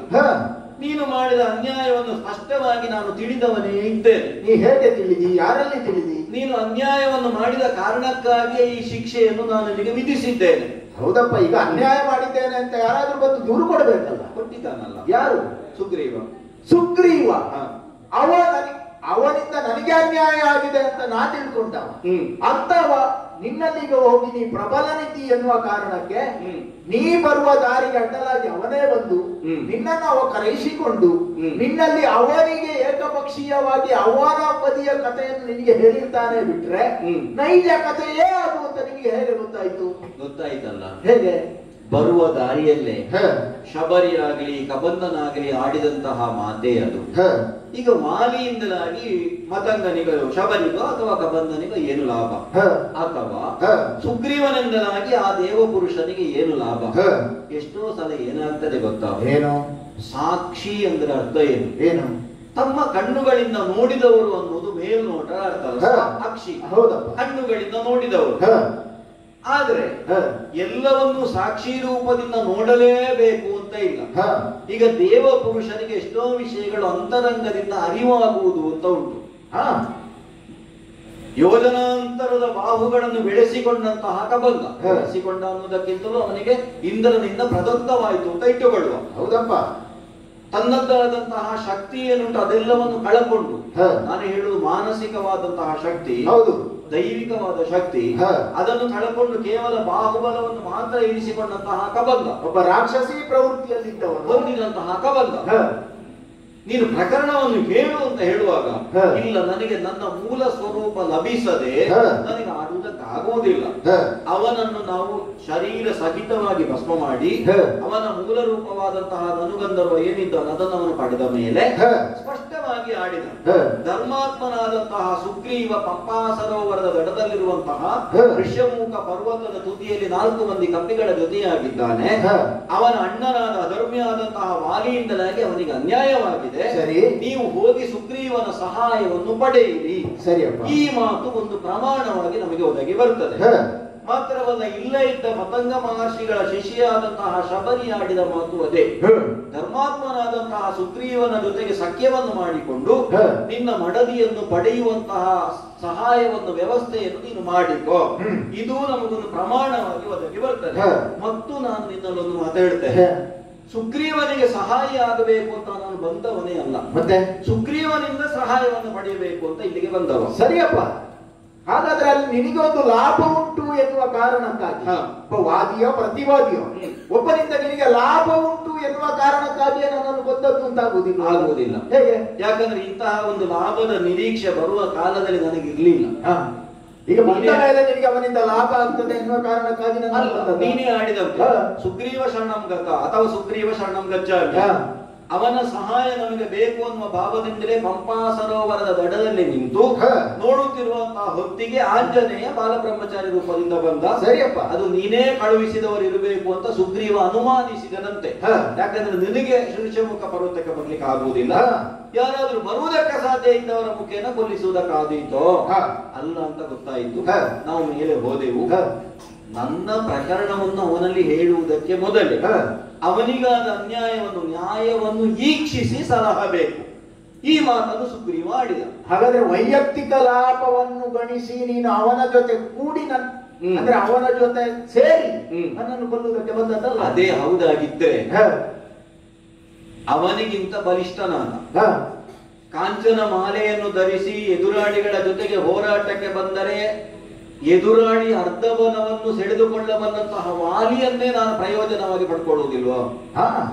ಈಗ ನನಗೆ ವೈಯಕ್ತಿಕವಾದ ಲಾಭವೇ ಬೇಕಾಗ್ತದೆ. ನನ್ನ ಮಡದಿಯನ್ನು ಪಡೆಯುವುದೇ ನನ್ನ ಪರಮ ಉದ್ದೇಶ ಅಂತ ಆದ್ರೆ ನಾನು ನಿನ್ನ ಬಳಿಗೆ ಬರುವುದಿಲ್ಲ. ನೀನೇ ಹೇಳಿದ ಹಾಗೆ ಅಲ್ಲ, ಈಗ ದಾರಿಯ ಮಧ್ಯದಲ್ಲಿ ಅವನೇ ಮೊದಲು ಸಿಕ್ಕಿದ್ದಾನೆ ಅಂತ ಹೋಗಿ ಅಂತ ಕೇಳಿದ್ದು ಅಲ್ಲ, ಅವರೇ ಆಡಿದ್ರಲ್ಲ. ಕನಿಷ್ಠನಾದಂತಹ ವಾಲಿ ಇದ್ದಾನೆ, ಅವನಿಂದ ಅವನ ತಮ್ಮನಾದಂತಹ ಸುಗ್ರೀವ ಅನ್ಯಾಯಕ್ಕೊಳಗಾಗಿದ್ದಾನೆ. ಅದರಲ್ಲಿ ನಮ್ಗೆ ಗೊತ್ತಾಗುವುದಿಲ್ಲ ಬಲಿಷ್ಠರು ಯಾರು ಅಂತ ಹೇಳಿ. ಹಾಗಂತ ಒಂದುಂಟು, ವಾಲಿ ವಾನರರ ಅಧಿಪನಿದ್ದಾನೆ. ಎಲ್ಲಿಯಾದ್ರೂ ಈಗ ವಾಲಿಯ ಜೊತೆ ಸಖ್ಯ ಮಾಡಿದ್ರೆ ಈಗ ವಾಲಿ ಹೇಳಿದ ಹಾಗೆ ಕೇಳಬೇಕಲ್ಲ ನೀನು. ಅಲ್ಲಿ ಆದ್ರೆ ಹಾಗಲ್ಲ, ನೀನು ಹೇಳಿದ ಹಾಗೆ ಅವ ಕೇಳ್ತಾನೆ. ಹಾಗೆಲ್ಲಿ ಆದ್ರೂ ಬುದ್ಧಿ ತೋರಿಸಿದ್ಯೋ, ತೋರಿಸಿದ್ಯೋ? ಅದನ್ನೇ ನಾನು ಆಲೋಚನೆ ಮಾಡುವುದಿದ್ರೆ ಕಬಂಧನೋ ಶಬರಿಯೋ ಆಡಿದ ಮಾತನ್ನೇ ಪ್ರಮಾಣವಾಗಿ ಯಾಕೆ ಪಡಿಬೇಕಯ್ಯ? ನಾನೇ ವೈಯಕ್ತಿಕವಾಗಿ ಯಾರ ಬಳಿಗೆ ಬರುವುದು ಅಂತ ವಿವೇಚಿಸಿ ಬರ್ತಾ ಇದ್ದೆ. ಸರಿ, ಹಾಗಾಗಿ ದೈವ ಶಕ್ತಿಗಳೇನುಂಟು ಅವರಾಡಿದ ಮಾತನ್ನೇ ಪ್ರಮಾಣವಾಗಿ ಸುಗ್ರೀವನ ಬಳಿಗೆ ಬಂದೆ. ಸುಗ್ರೀವ ತನಗಾದಂತಹ ಅನ್ಯಾಯವನ್ನೆಲ್ಲ ವಿಸ್ತಾರವಾಗಿ ಆಡಿದ. ಇದನ್ನೆಲ್ಲ ಕೇಳುವಾಗ ನನಗನ್ನಿಸಿ, ಇಲ್ಲ ವಾಲಿ ಮಾಡಿದ್ದು ಸರಿಯಲ್ಲ, ಅದು ಅನ್ಯಾಯವೇ. ಈ ಭಾವದಿಂದಲಾಗಿ ನಿನಗೆ ಶಿಕ್ಷೆಯನ್ನು ಕೊಡ್ತೇನೆ ಅನ್ನುವ ಮಾತನ್ನು ಸುಗ್ರೀವನಿಗೆ ಹೇಳಿದೆ. ಆ ನೆಲೆಯಿಂದಲೇ ಅಪರಾಧಿಯಾದಂತಹ ನಿನಗೆ ಶಿಕ್ಷೆಯನ್ನು ವಿಧಿಸಿದ್ದೇನೆ. ಹೌದು, ಶಿಕ್ಷೆಯನ್ನು ವಿಧಿಸುವ ಕ್ರಮದಲ್ಲಿ ನನಗೆ ಸ್ವಲ್ಪ ಆಕ್ಷೇಪ. ಯಾವುದು? ಈಗ ದ್ವಂದ್ವ ಯುದ್ಧವನ್ನು ಮಾಡ್ತಾ ಇರುವಂತಹ ಸಂದರ್ಭದಲ್ಲಿ ಹಿಂದಿನಿಂದ ಬಂದು ಮರದ ಮರೆಯಲ್ಲಿ ನಿಂತು ಬಾಣ ಪ್ರಯೋಗ ಮಾಡಬಹುದು. ಈಗ ದ್ವಂದ್ವ ಯುದ್ಧ ಅಂತ ಉಂಟು. ನಮ್ಮನೆ ಒಂದ ನ್ಯಾಯ ಪರಾಮರ್ಶೆ ನೀನ್ ಮಾಡಿದ್ದಿ, ಇವ ಶಿಕ್ಷಿತನಿದ್ದಾನೆ, ಇವನಿಗೆ ಶಿಕ್ಷೆಯನ್ನೇ ಕೊಡಬೇಕು ಅಂತ ಇದ್ರೆ ನೇರವಾಗಿ ಬಾಣ ಬಿಡುವುದು. ಈಗ ನಿಮಗೆ ಋಷ್ಯಮುಖದಲ್ಲಿ ನಿಂತೆ ಬಾಣ ಬಿಡ್ಲಿಕ್ಕೆ ಆಗುದಿಲ್ವಾ? ಆಗ್ತದಲ್ಲ. ಆದ್ರೆ ಈಗ ಒಂದು ಯುದ್ಧದ ಒಂದು ಪ್ರಮೇಯವನ್ನು ಸೃಷ್ಟಿ ಮಾಡಿ ಯಾಕೆ ನೀನು ಬಾಣ ಬಿಡಬೇಕು? ಉದ್ದೇಶಪೂರ್ವಕವಾಗಿ ಮಾಡಿದೆ. ಏನು ಉದ್ದೇಶ ಅದರಲ್ಲಿ? ಕಿಷ್ಕಿಂಧೆಯ ಒಳಗಿರುವಂತಹ ವಾಲಿಗೆ ಬಾಣ ಪ್ರಯೋಗ ಮಾಡುವುದೇ ನನ್ನ ಸಂಕಲ್ಪ ಅಲ್ಲ. ಮತ್ತೆ ಸುಗ್ರೀವನ ಜೊತೆಗೆ ಹೋರಾಟವನ್ನು ಮಾಡುತ್ತಾ ಹೌದು ನಾನು ರುಮೆಯನ್ನು ಇರಿಸಿಕೊಂಡಂತ ಹೌದು, ನೀನೇನು ಮಾಡ್ತೀಯ ಅಂತ ಸುಗ್ರೀವನಲ್ಲಿ ನೀನಾಡಿದ. ನಾನು ಸತಿಯ ಕೊಡೆ ಹೌದಪ್ಪ, ಮಾತ್ರವಲ್ಲ ಅವನ ಸಖ ನಾನು ಅಂತಾಡಿದ್ದೇನೆ. ಸುಗ್ರೀವನ ಸಖ. ಸರಿ, ನಿನಗೆ ನಾನು ಸಹಾಯಿಯಾಗಿ ಬೆಂಬಲವಾಗಿ ಒದಗುತ್ತೇನೆ ಅಂತ ಹೇಳಿಯೇ ಮರದ ಮರೆಯಲ್ಲಿ ನಾನು ನಿಂತವ. ನೀನು ಶಾಸ್ತ್ರವನ್ನು ತಿಳಿಯದವನಲ್ಲ. ದರೆಯೊಳಗೆ ತಾನಲ್ಲಿ ಶಿಷ್ಯನ ಸಖನ ಶರಣಾಗತನ ಸೋಲಿನ ದುರವ ಕಂಡರೆ ಮೇಲೆ ಕೈ ಮಾಡುವುದು ಶಾಸ್ತ್ರವಿಹಿತ ಅಂತ ಜ್ಞಾನಿಗಳಾಡಿದಂತಹ ಮಾತು. ಸರಿ, ನನ್ನ ಸಖನಾದಂತಹ ಸುಗ್ರೀವ ಇನ್ನೇನು ಮರಣಾಸನ್ನವಾದಂತಹ ಸ್ಥಿತಿಯಲ್ಲಿದ್ದಾನೆ ಅನ್ನುವ ಕಾಲದಲ್ಲೇ ಅದನ್ನೇ ಉಪಯೋಗಿಸಿಕೊಂಡು ನಿನಗೆ ನಾನು ಬಾಣವನ್ನು ಬಿಟ್ಟೆ. ಸರಿ, ಏನಾಗ್ತದೆ ಗೊತ್ತೇನು? ನ್ಯಾಯಾಧೀಶನಾದವ ದ್ವಂದ್ವ ಯುದ್ಧಕ್ಕೆ ಬರಬೇಕು ಅಂತ ಇಲ್ಲ, ನ್ಯಾಯಾಧೀಶನಾದವ ತನ್ನದಾದಂತಹ ಪರಾಕ್ರಮವನ್ನು ಪ್ರಕಟಿಸಬೇಕು ಅಂತ ಇಲ್ಲ. ಇನ್ನೂ ಒಂದು, ಕಾಂಚನ ಮಾಲೆಯನ್ನು ನೀನು ಧರಿಸಿಕೊಂಡ ಕಾರಣಕ್ಕಾಗಿ ಅದು ದೇವಲೋಕದಿಂದ ದೇವೇಂದ್ರನಿಂದಲೋ ಬ್ರಹ್ಮನಿಂದಲೋ ಪ್ರದತ್ತವಾದ ಕಾರಣ ಆ ದೇವತೆಗಳಿಗೆ ನಾವು ಗೌರವವನ್ನು ಕೊಡುವುದರಿಂದಲಾಗಿ ನಿನ್ನ ಮುಂದೆ ಬಂದು ನಾನು ಬಾಣ ಪ್ರಯೋಗಕ್ಕೆ ಸಿದ್ಧನಾಗುತ್ತಿದ್ದರೆ ನೀನು ನನ್ನನ್ನು ಎದುರಾಳಿಯಂತೆ ಕಾಣುತ್ತಾ ಇದ್ದಿ. ನಾನು ನಿನಗೆ ಎದುರಾಳಿ ಅಂತಾದ್ರೆ ನನ್ನ ಅರ್ಧ ಬಲ ನಿನಗೆ ಬರ್ತದೆ. ಅದು ನನಗೆ ಇಷ್ಟ ಇಲ್ಲ. ಯಾಕಂದ್ರೆ ನಾನು ದೇವ ವಿರೋಧವನ್ನು ಮಾಡಬೇಕಾಗ್ತದೆ. ನಾವು ಅದನ್ನು ಮೀರುತ್ತೇವೆ ಅನ್ನೋದು ವಿಷಯ ಅಲ್ಲ, ಆದ್ರೆ ಯಾವ ಕಾಲಕ್ಕಾದ್ರೂ ದೇವ ವಿರೋಧವನ್ನು ನಾವು ಮಾಡುವವರಲ್ಲ. ಸರಿ, ಹಾಗಾಗಿ ಕಾಂಚನಮಾಲಿಯಾದಂತಹ ವಾಲಿಯನ್ನು ಮರದ ಮರೆಯಿಂದಲೇ ಒಂದು ಧನುಷ್ಟೈಂಕಾರದ ಮೂಲಕ ಎಚ್ಚರಿಕೆಯನ್ನು ಕೊಟ್ಟು ಬಾಣ ಪ್ರಯೋಗಿಸಿ ಶಿಕ್ಷಿಸಿದ್ದೇನೆ. ಅದರಲ್ಲಿ ತಪ್ಪೇನು ಅಂತ ಅಲ್ಲ, ನೀ ತಪ್ಪು ಅಂತ ಅಲ್ಲ. ಈಗ ನಾನು ಮಾಡಿದಂತಹ ಅಪರಾಧ ಈಗ ನನಗೂ ಅನ್ಯಾಯ ಆಗಿದೆ. ನನಗೆ ಮಾಡಿದಂತಹ ಅನ್ಯಾಯಕ್ಕೆ ಪ್ರತೀಕಾರವಾಗಿ ಶಿಕ್ಷಾ ರೂಪದಲ್ಲಿ ಸುಗ್ರೀವನಿಗೆ ನಾನು ಕೊಟ್ಟಂತಹ ಪಾಡುಗಳು ಸರಿ ಈಗ ಅದನ್ನೆಲ್ಲ ನೋಡುವುದಿದ್ರೆ ಅಷ್ಟೊಂದು ಕೊಲ್ಲುವಂತಹ ಅಪರಾಧ ನಾನೇನು ಮಾಡಿದ್ದೇನೆ ಅಂತ ಆಗ್ಬೇಕಲ್ಲ. ವಾಲಿ ನ್ಯಾಯವೇ ತಮ್ಮನ ಸತಿಯ ಮುಟ್ಟುವುದು, ಹೇಯವಿದ್ದುದರಿಂದ ದೋಷ ತಟ್ಟಿಹುದು. ಈಗ ವಾಲಿ ಯಾರನ್ನು ಬಲಾತ್ಕಾರವಾಗಿ ಇರಿಸಿಕೊಂಡದ್ದು ಅಂತ ಕೇಳಿದ್ರೆ ಸುಗ್ರೀವನ ಮಡದಿಯಾದ ರುಮೆಯನ್ನು. ಈಗ ನಿನಗೆ ಅನ್ಯಾಯವಾಗಲಿಲ್ಲ ಅಂತ ನನ್ನ ವಾದವೇ ಇಲ್ಲ. ಆದ್ರೆ ಆ ಅನ್ಯಾಯಕ್ಕೆ ಬೇಕಾದಂತಹ ಶಿಕ್ಷೆಯನ್ನು ನೀನು ಕೊಟ್ಟಿದ್ದಿ. ನೀನು ದ್ವಂದ್ವಕ್ಕೆ ಸಿಲುಕಿದ್ದು ಎಲ್ಲಿ ಗೊತ್ತಾ? ಸುಗ್ರೀವ ಸಿಂಹಾಸನದಲ್ಲಿ ಕುಳಿತಿದ್ದ. ಅವನ ಒಂದು ಪಕ್ಕದಲ್ಲಿ ರುಮೆಯು, ಮತ್ತೊಂದು ಪಕ್ಕದಲ್ಲಿ ತಾರೆಯು ಇದ್ದರಂತೆ. ಹೌದು, ನಾನು ಕೇಳಿದ. ದುಷ್ಟನಾದಂತಹ ಮಾಯಾವಿಯನ್ನು ವಧಿಸಿ ಬಂಡೆಯನ್ನು ಒದೆದು ಆ ಗುಹೆಯಿಂದ ಹೊರಗೆ ಬಂದಂತಹ ನೀನು ನೇರವಾಗಿ ನಿಮ್ಮ ಕಿಷ್ಕಿಂಧೆಯ ಅರಮನೆಯ ಒಳಗೆ ಪ್ರವೇಶ ಮಾಡಿ ಅಧಿಕಾರ ಸ್ಥಾನದಲ್ಲಿ ಕುಳಿತಂತಹ ಸುಗ್ರೀವನನ್ನು ಎಡಕಾಲಿನಿಂದ ಒದ್ದೆಯಂತೆ. ಹೌದಪ್ಪ, ಕೇಳಿದ ಮಾತಿನ ಇದಲ್ಲ ಅಂತ ಆದ್ರೆ ನೀನೇ ಹೇಳಬೇಕು. ಇಲ್ಲ ಇಲ್ಲ, ಶಿಕ್ಷೆ ಕೊಟ್ಟಿದ್ದೆ. ನೇರವಾಗಿ ನೀನು ಕೆಳಗಿಳಿ ಅಂತ ಹೇಳಿ ಸಿಂಹಾಸನದಲ್ಲಿ ಕುಳಿತು ವಾದಿ ಪ್ರತಿವಾದಿಗಳ ನೀನಾಡಿದಂತೆ ಸುಗ್ರೀವ ನೀನು ಮಾಡಿದ್ದು ಸರಿಯೋ? ಆ ಸನ್ನಿವೇಶದಲ್ಲಿ ಯಾಕೆ ಬೇಕಾಗಿ ಹಾಗೆ ಮಾಡಿದೆ? ಅಲ್ಲ, ಈಗ ನೀನು ಸಿಂಹಾಸನದಲ್ಲಿ ಕುಳಿತದ್ದು ಸರಿಯೋ? ನಿನ್ನನ್ನು ಇಲ್ಲಿ ಕುಳ್ಳಿರುವುದಕ್ಕೆ ಯಾರು ಹೇಳಿದ್ರು? ಯಾವ ಒಂದು ಮಾತನ್ನು ಕೇಳದೆ. ಇಲ್ಲ, ಸಿಂಹಾಸನದಲ್ಲಿ ಕುಳಿತಿದ್ದಾನೆ ಎನ್ನುವ ಕಾರಣಕ್ಕಾಗಿ ಅಲ್ಲ, ನನ್ನ ಪತ್ನಿ ತಾರೆ ಮಾತೃವತ್ ಭಾವದಲ್ಲಿ ಅವ ಕಂಡವಳನ್ನು ತನ್ನ ಮಂಚಕ್ಕೆ ಕರೆದಿದ್ದಾನೆ, ತನ್ನದಾದಂತಹ ಸಿಂಹಾಸನದಲ್ಲಿ ಅವಳನ್ನು ಮಡದಿಯ ರೂಪದಲ್ಲಿ ಕುಳ್ಳಿರಿಸಿದ್ದಾನೆ ಎನ್ನುವುದೇ ದೊಡ್ಡ ತಪ್ಪು. ಸರಿ, ಹಾಗಾಗಿ ಅವನಿಗೆ ಶಿಕ್ಷೆಯನ್ನು ಕೊಟ್ಟಿದ್ದೇನೆ. ಗೊತ್ತಾಯ್ತು. ಆದರೆ ಈ ಶಾಸನದಲ್ಲಿ ಶಿಕ್ಷೆ ಅನ್ನೋದಕ್ಕೊಂದು ಅವಧಿ ಅಂತ ಉಂಟು. ಮತ್ತೊಂದು, ಆ ಶಿಕ್ಷೆಯನ್ನು ಕೊಡುವಲ್ಲಿ ನ್ಯಾಯಾಧೀಶನಾಗಿದ್ದವ ಉದ್ವೇಗವಶನಾಗಿ ಕ್ರೋಧದಿಂದ ಅಥವಾ ಕಣ್ಣೀರಿನಿಂದ ಅರ್ಥಾತ್ ಭಾವವಿವಶನಾಗಿ ಕೊಡುವುದಕ್ಕಿಲ್ಲ. ಇಲ್ಲ, ಭಾವವಿವಶನಾಗಿ ಕೊಟ್ಟದ್ದಲ್ಲ. ನೀನು ಸಿಟ್ಟಿನಿಂದ ಈ ಪ್ರಪಂಚದ 4 ದಿಕ್ಕಿಗೂ ಅವನನ್ನು ಬಡಿದಟ್ಟುತ್ತಾ ನನ್ನ ಕಣ್ಣ ಮುಂಭಾಗದ ನೀನು ಕಾಣಿಸಿಕೊಂಡೆ ಅಂತ ಆದ್ರೆ ನಿನ್ನನ್ನು ಕೊಲ್ತೇನೆ ಅನ್ನುವಂತಹ ಬೆದರಿಕೆಯನ್ನು ಒಡ್ಡಿ ಈಗ ನಿನ್ನಲ್ಲಿ ನಾನು ಪ್ರಾಮಾಣಿಕವಾಗಿ ಕೇಳು. ಈಗ ಸುಗ್ರೀವನಿಗೆ ನೀನು ದೇಶಾಂತರ ಶಿಕ್ಷೆ ಅಂತಲೋ ಅಥವಾ ದೇಶ ಬಹಿಷ್ಕಾರ ಶಿಕ್ಷೆ ಅಂತಲೋ ಆ ಕ್ಷಣದಲ್ಲಿ ಕೊಟ್ಟದ್ದಲ್ಲ. ನಿನ್ನ ಕೈಗೆ ಸಿಗಲಿಲ್ಲ ಅಷ್ಟೇ. ನಿನ್ನ ಕೈಗೆ ಸಿಕ್ತಿದ್ರೆ ನೀನು ಅವನನ್ನು ಬಡಿದು ಕೊಲ್ತಿದ್ದಿ. ಹೌದಾ? ಅವನು ಸಿಗಲಿಲ್ಲ ಅನ್ನುವ ಕಾರಣದಿಂದಾಗಿ ಅವನ ಮಡದಿಯಾದ ರುಮೆಯನ್ನು ಬಲಾತ್ಕಾರವಾಗಿ ವಶೀಕರಿಸಿಕೊಂಡೆ. ತಾರೆಯನ್ನು ಸುಗ್ರೀವ ಬಲಾತ್ಕಾರವಾಗಿ ವಶೀಕರಿಸಿಕೊಂಡದ್ದಲ್ಲ. ಸರಿಯಪ್ಪ, ಆಕೆಯೇ ಹೋಗಿ ಸಿಂಹಾಸನದಲ್ಲಿ ಕುಳಿತದ್ದು. ನಿಮ್ಮಲ್ಲೂ ನಮ್ಮಲ್ಲೂ ಇಬ್ಬರಲ್ಲೂ ಆ ಕ್ರಮ ಉಂಟು. ಯಾವುದು ಗೊತ್ತಾ? ನೀನು ಅಳಿದಿದ್ದಿ ಅನ್ನುವಂತಹ ಭ್ರಮೆಯಲ್ಲಿ ಸುಗ್ರೀವ ಇದ್ದ. ಈಗ ಉದ್ದೇಶಪೂರ್ವಕವಾಗಿ ವಾಲಿಯನ್ನು ಕೊಂದು ಬಂದದ್ದಲ್ಲ ಅವನು. ಇದನ್ನು ನಾನಂತೂ ಅರಿತಿದ್ದೇನೆ. ಕಿಷ್ಕಿಂಧೆಯ ಉಳಿದ ಕಪಿಗಳು ಅದನ್ನೇ ಆಡಿದ್ದಾರೆ. ಆ 1 ವರ್ಷದ ಕಾಲದಲ್ಲಿ ಸುಗ್ರೀವ ಮಾಡಿದ್ದು ತಪ್ಪು, ಸುಗ್ರೀವ ಮಾಡಿದ್ದು ಮೋಸ. ಈ ಭಾವ ಕಪಿಗಳಲ್ಲಿ ಉದ್ಭವ ಆಗಲಿಲ್ಲ. ಮತ್ತೆ ಇನ್ನೂ ಒಂದುಂಟು ವಾಲಿ, ಯಾವುದೇ ಒಬ್ಬ ಆರೋಪಿಗೆ ಒಂದು ಪ್ರಕರಣದಲ್ಲಿ ಶಿಕ್ಷೆಯನ್ನು ಕೊಡುವಾಗ ಅವನ ಅಂಥದ್ದೇ ಪ್ರಕರಣವನ್ನು ಈ ಹಿಂದೆಯೂ ಮಾಡಿದ್ದುಂಟ ಅಥವಾ ಈ ಕಾಲದಲ್ಲಿ ಅವನು ಮಾಡುವಂತಹ ಅನಿವಾರ್ಯತೆ ಅವನಿಗೆ ಏನು ಒದಗಿ ಬಂತು ಇದೆಲ್ಲವನ್ನು ವಿಚಾರಿಸಿ ಕೊಡಬೇಕು. ಬಿಟ್ರೆ ಭಾವೋದ್ವಿಗ್ನನಾಗಿ ಕೊಡುವುದಲ್ಲ. ಆ ನೆಲೆಯಿಂದ ಈಗ ಇಷ್ಟು ವರ್ಷಗಳ ಕಾಲ ಯಾವ ದೇಶಾಂತರದ ಶಿಕ್ಷೆಯನ್ನು, ದೇಶ ಬಹಿಷ್ಕಾರದ ಶಿಕ್ಷೆಯನ್ನು ಸುಗ್ರೀವನಿಗೆ ನೀನು ಕೊಟ್ಟಿದ್ದೀಯೋ, ಇನ್ನು ಮುಂದಾದ್ರೂ ಇದು ನಿನ್ನ ಮಡದಿಯನ್ನು ನಿನಗೆ ಕೊಡ್ತೇನೆ. ಇನ್ನೂ ನಿನ್ನಲ್ಲಿ ಆ ಭಾವ ಹುಟ್ಟಲಿಲ್ಲ. ಇನ್ನೂ ರುಮೆಯನ್ನು ನಾನು ಬಲಾತ್ಕಾರವಾಗಿ ಇರಿಸಿಕೊಡ್ತೇನೆ ಕೇಳುವಂತಹ ಅಧಿಕಾರ ನಿನಗಿಲ್ಲ ಅಂತಲೇ ನೀನು ಮಾತಾಡಿದ್ದಿ.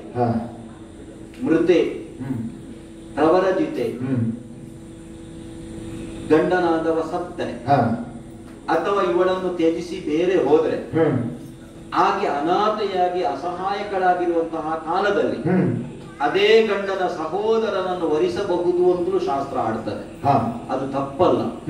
ನೀನು ಅಳಿದಿದ್ದಿ ಅನ್ನುವಂತಹ ಭ್ರಮೆಯಿಂದ ತಾರೆ ಸುಗ್ರೀವನ ಜೊತೆಗೆ ಸಿಂಹಾಸನದಲ್ಲಿ ಹೋಗಿ ಕುಳಿತು. ಇದನ್ನೊಂದು ಔದಾರ್ಯದಿಂದ ನೀನು ಕ್ಷಮಿಸಬೇಕು. ಬಿಟ್ರೆ ಅವನ ಮಡದಿಯನ್ನು ನೀನು ಗೊತ್ತಿದ್ದು ಸುಗ್ರೀವ ಬದುಕಿದ್ದಾನೆ ಅಂತ ಗೊತ್ತಿದ್ದು ಅವಳನ್ನು ನೀನು ವಶೀಕರಿಸಿಕೊಂಡ ಕಾರಣದಿಂದ ಏನಾಗ್ತದೆ? ಆತ ತಾಯಿ ದೋಷ ನಿನಗೆ ಅಂಟುತ್ತದೆ. ನೀನು ತಿಳಿದಿದ್ದಿ ಔರಸೀಂ ಭಗಿನೀಂ ವಾಪ್ಯ ಭಾರ್ಯ ಅನುಜಸ್ಯಯ. ಹೌದಾ? ಹೌದಾ? ತಸ್ಯ ದಂಡೋ ವಧಸ್ಮೃತ. ಅಂತವರಿಗೆ ನಿಜವಾಗಿ ಮರಣದಂಡನೆಯನ್ನೇ ಕೊಡಬೇಕು ಅಂತ ಶಾಸ್ತ್ರ ಆಡುತ್ತದೆ. ಆದರೂ ನಿನಗೆ ಕೇವಲ ಬಾಣ ಪ್ರಯೋಗವನ್ನು ಮಾತ್ರ ಮಾಡಿ ವಿಚಾರಣೆಗೆ ಅವಕಾಶವನ್ನು ಕೊಟ್ಟಿದ್ದೇನೆ. ಹಾಗಾಗಿ ನಾನು ನ್ಯಾಯಾಧೀಶನಾಗಿ ಒಬ್ಬ ಅಧಿಕಾರಿಯಾಗಿ ನೀನು ಹಾಗೆ ಹೇಳಿದ್ರೆ ನಿನಗೇನು ಪ್ರಯೋಜನ, ಈ ವಿಷಯದಲ್ಲಿ ನಿನಗೇನು ಲಾಭ, ಅಥವಾ ಮಧ್ಯ ಪ್ರವೇಶ ಮಾಡುವುದಕ್ಕೆ ಏನು ಅಧಿಕಾರ? ಒಬ್ಬ ನ್ಯಾಯಾಧೀಶನಾಗಿ ಅರ್ಥಾತ್ ಸೂರ್ಯವಂಶೀಯನಾಗಿ ಸುಗ್ರೀವ ನನ್ನಲ್ಲಿ ಬಂದು ಶರಣಾಗತನಾದ್ದರಿಂದ ನನಗೆ ಬರುವಂತಹ ಅಧಿಕಾರ ಸಿಕ್ಕಿತು. ಪ್ರಯೋಜನ ಏನು ಅದನ್ನು ನಾನು ಆಗಾಡಿದೆ. ಒಬ್ಬ ರಾಕ್ಷಸನನ್ನು ಕೊಂದ ಕಾರಣಕ್ಕೆ ಪ್ರಯೋಜನ ಏನು? ಪ್ರಯೋಜನ ಧರ್ಮಾಚರಣೆಯೇ ಪ್ರಯೋಜನ. ಸರಿ, ಈ ನೆಲೆಯಿಂದ ನಿನಗೆ ನಾನು ಶಿಕ್ಷೆಯನ್ನು ಕೊಟ್ಟವನಿದ್ದೆ. ಸರಿ, ಶಿಕ್ಷೆಯನ್ನು ನಾನು ನೀನು ಕೊಟ್ಟಿದ್ದೇನೆ. ಏನು ಶಿಕ್ಷೆ? ಕಾಯ ಖಂಡನ. ನೀ ಕೊಂದದಲ್ವ? ಬಾಣ ಪ್ರಯೋಗವನ್ನು ಮಾಡಿದ್ದೇನೆ. ಬಾಣವನ್ನು ಹಿಡ್ಕೊಂಡಿದ್ದೇನೆ ನಾನು, ವಾಮ ಹಸ್ತದಲ್ಲಿ ಹಿಡ್ಕೊಂಡಿದ್ದೇನೆ. ಇಲ್ಲದಿದ್ರೆ ಯಾವಾಗಲೂ ಸಾಯ್ತಿದ್ದೇನೆ. ನೀನು ಕೈಯಲ್ಲಿ ಹಿಡ್ಕೊಂಡ ಕಾರಣಕ್ಕಾಗಿ ಅದು ಒಳಗೆ ಹೋಗಲಿಲ್ಲ ಅಲ್ವಾ? ಈಗ ನನ್ನಲ್ಲಿ ನಾನು ಪ್ರಶ್ನಿಸುವುದು, ಅಂತರಾತ್ಮ ಅಂತ ಒಂದು ಜಗತ್ತಿನಲ್ಲಿ ಪ್ರತಿಯೊಂದು ಜೀವನಿಗೂ ಇದೆ, ಹೌದಾ? ಹೌದು. ಪ್ರತಿಯೊಬ್ಬನಿಗೂ ಹೃದಿಶ್ಚ ಹೃದಯದಲ್ಲಿರುವಂತದ್ದು. ಏಕೋ ದೇವ ಸರ್ವಭೂತೇಶು ಕೂಡ ಸರ್ವಭೂತಾಂತರಾತ್ಮ ಸಾಕ್ಷಿ ಚೇತ ನಿರ್ಗುಣಶ್ಚ ಉಪನಿಷತ್ತು ವಾಕ್ಯ. ಒಬ್ಬ ಆತ್ಮನ ಒಳಗೆ ಅಂದ್ರೆ ಆತ್ಮನೇ ಪರಮಾತ್ಮ. ಈ ನೆಲೆಯಿಂದ ಅಂತರಂಗದಲ್ಲಿ ಕುಳಿತಂತಹ ಅವನು ಸಾಕ್ಷಿಯಾಗಿ ಮಾಡ್ತಾ ಇರುವುದು ಸರಿಯೋ? ಎರಡು ನೆಲೆಯಿಂದ ವಾಲಿ. ಧೃತಿ ಕ್ಷಮ ದಮ ಅಸ್ತೇಯ ಶೌಚ ಇಂದ್ರಿಯ ನಿಗ್ರಹ ಧೀರ್ ವಿದ್ಯೆ ಸತ್ಯ ಮಕ್ರೋಧ ದಶಕಂ ಧರ್ಮ ಲಕ್ಷಣಂ. ಇದು ಸ್ಮೃತಿ ವಚನ. ಸರಿ. ಮತ್ತೊಂದು ವೇದ ಸ್ಮೃತಿ ಸದಾಚಾರ ಸ್ವಸ್ಯ ಚ ಪ್ರಿಯಮಾತ್ಮನ. ವೇದದಲ್ಲಿಲ್ಲದಿದ್ರೆ, ಸದಾಚಾರದಲ್ಲಿಲ್ಲದಿದ್ರೆ, ಸ್ಮೃತಿಯಲ್ಲಿಲ್ಲದಿದ್ರೆ ನಮ್ಮ ಆತ್ಮಕ್ಕೆ ಪ್ರಿಯವಾಗುವಂತೆ ನಡೆ ಅಂತ ಒಂದು ಮಾತುಂಟು. ಸುದೀರ್ಘ ವರ್ಷಗಳ ಕಾಲ ಸುಗ್ರೀವನನ್ನು ದೂರ ಮಾಡಿ ಅವನ ಮಡದಿಯಾದಂತಹ ರುಮೆಯನ್ನು ಅಂತಃಪುರದಲ್ಲಿ ಇರಿಸಿಕೊಂಡು ಪ್ರಾಮಾಣಿಕವಾಗಿ ನಿನ್ನ ಅಂತರಂಗ ಸುಖಿಸಿದ. ನಿನ್ನ ಅಂತರಾತ್ಮಕ್ಕೆ ಅದು ಸರಿ ಅಂತ ಕಂಡಿದ. ಒಂದು ದಿನವಾದರೂ ಕೂಡ ನೀನು ನಿರ್ಮಲವಾದ ಭಾವದಿಂದ ಇದೆಯಾ? ಅದಕ್ಕೆ ಉತ್ತರ ಕೊಡು. ಬದುಕಿನಲ್ಲಿ ಮಾಡಿದ್ದಂತಹ ಯಾವ ಕೃತ್ಯ ಉಂಟ ಅದು ಹಾಗೇ ಅಲ್ವೋ ರಾಮ? ಈಗ ಕುದಿಯುವಂತಹ ನೀರಿನಲ್ಲಿ ಮುಖ ಕಾಣಿಸ್ತದ? ಇಲ್ಲವೇ ಇಲ್ಲ. ನೀರು ತಣಿಬೇಕು, ತಣ್ಣೀರಿನಲ್ಲಿ ಮಾತ್ರ ಮುಖ ಕಾಣಿಸುವುದು. ಸರಿ. ಇಷ್ಟು ವರ್ಷಗಳ ಕಾಲ ಕುದೀತಾ ಇತ್ತು. ಪ್ರತೀಕಾರ ಮಾಡಬೇಕು ಸುಗ್ರೀವನಿಗೆ, ನಾ ಮಾಡಿದ್ದೆಲ್ಲವೂ ಸರಿ ಹೀಗೆನ್ನುವಂತಹ ಭಾವದಲ್ಲೇ ಇದ್ದವ. ಅದನ್ನೇ ನಾನು ಆಡಿದ್ದು. ನ್ಯಾಯಾಧೀಶನಾಗಿ ಸುಗ್ರೀವನಿಗೆ ನೀನು ಶಿಕ್ಷೆ ಕೊಟ್ಟದ್ದಲ್ಲ, ನಿನ್ನೊಳಗೂ ಒಂದು ಭಾವ ಇತ್ತು. ಆದರೆ ಈ ಕಾಲದಲ್ಲಿ ಕಾಯಕಂಡನ ಹೀಗೆನ್ನುವಂತಹ ಶಿಕ್ಷೆಯನ್ನು ಕೊಡುವುದರ ದ್ವಾರ ವಾಲಿ ನೀ ತಪ್ಪು ಮಾಡಿದ್ದಿ, ನೀ ಮಾಡಿದಂತಹ ತಪ್ಪು ಇದು ಅಂತ ನೀ ಆಡಿದ್ದಿ. ಹೌದು, ತಪ್ಪು ಮಾಡಿದ್ದೇನೆ, ನಾ ಮಾಡಿದ್ದು ಅಪರಾಧ ಎನ್ನುವ ಭಾವ ನನಗೆ ಇನ್ನೂ ಉಂಟು. ಈಗ ಬರ್ತಾ ಉಂಟು. ನೀ ಆಡಿದ ಮೇಲೆ, ನಿನ್ನ ಬಾಣ ತಾಗಿದ ಮೇಲೆ ಮತ್ತೆ ಇನ್ನೂ ಒಂದು ಮರೆಯಲ್ಲಿ ನಿಂತಹ ರಾಮ ನನಗೆ ಬಾಣ ಪ್ರಯೋಗ ಮಾಡುವ ಮೂಲಕ ಒಂದು ನಾಚಿಕೆಯ ಕೃತ್ಯವನ್ನು ಮಾಡಿದ. ನನ್ನ ಜೀವನದಲ್ಲಿ ಇದು ಅಸಹಜ ಅಂತ ನೀನು ಆಡಿಕೊಳ್ಬೇಕಾದ್ದು ತಿಳ್ಕೊಳ್ಬೇಕಾದಿಲ್ಲ. ಯಾಕಂದ್ರೆ ಯಾರು ಅಧಿಕಾರಿಯೋ ಅವನು ಶಿಕ್ಷೆಯನ್ನು ಕೊಟ್ಟ ಮೇಲೆ ಮತ್ತೆ ಆ ಮೇಲುಲೋಕ ನೀನು ಆಡಿದೆಯಲ್ಲ, ಚಿತ್ರಗುಪ್ತನೇ ಅಲ್ಲಿ ಹೋಗಿದ್ದಾನೆ ನಿಮ್ಮ ವಂಶದವ ಅಂತ, ಆ ಲೋಕದಲ್ಲಿ ಮತ್ತೆ ಪ್ರತ್ಯೇಕವಾಗಿ ಯಮ ಶಿಕ್ಷೆಯನ್ನು ಕೊಡುವುದಕ್ಕಿಲ್ಲ. ಇಲ್ಲಿ ಏನು ಮುಗಿಯುತ್ತದೆ. ಹಾಗಾಗಿ ಆ ಕುರಿತು ನೀನು ಲಜ್ಜೆಗೊಳ್ಬೇಕಾದಿಲ್ಲ. ಹಾಗಾದ್ರೆ ನೀ ಕೊಟ್ಟಂತಹ ಶಿಕ್ಷೆಯನ್ನು ನಾ ಮನಸ್ವಿ ಒಪ್ಪುತ್ತೇನೆ ಅಂತ ಇದ್ರೆ ನೀ ಏನು ಮಾಡ್ತೀನಿ? ನಾನು ಮುಂದೆ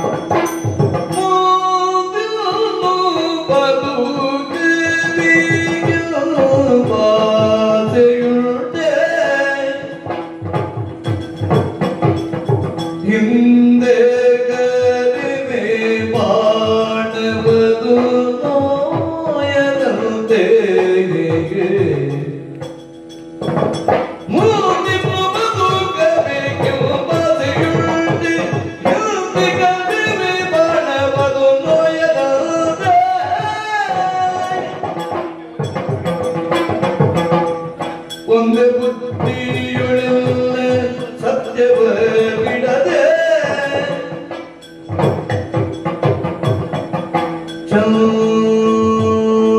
ಚಂದವಾಗಿರುವುದು ಸರ್ವರು ಕಡೆಗೆ ಒಂದೇ ಬುದ್ಧಿಯೊಳೆಲ್ಲ ಸತ್ಯವ ಬಿಡದೆ ಚಂದವಾಗಿರುವುದು ಸರ್ವರು ಕಡೆಗೆ ವಾನರ ದೀಪನಿಗೆ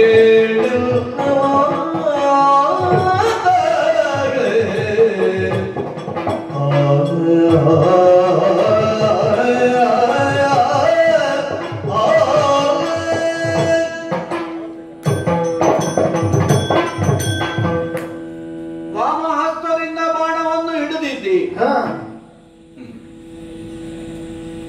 ವಾಲಿ, ರಾಮ, ನಿನ್ನ ಮನಸ್ಸಿನಲ್ಲಿರುವಂತಹ ಭ್ರಮೆಯನ್ನು, ನೀನು ಎಡದ ಕೈಯಲ್ಲಿ ಹಿಡಿದಂತಹ ಬಾಣವನ್ನು ಏಕಕಾಲಕ್ಕೆ ಬಿಡಬೇಕು. ನೀನು ಅಂದ್ರೆ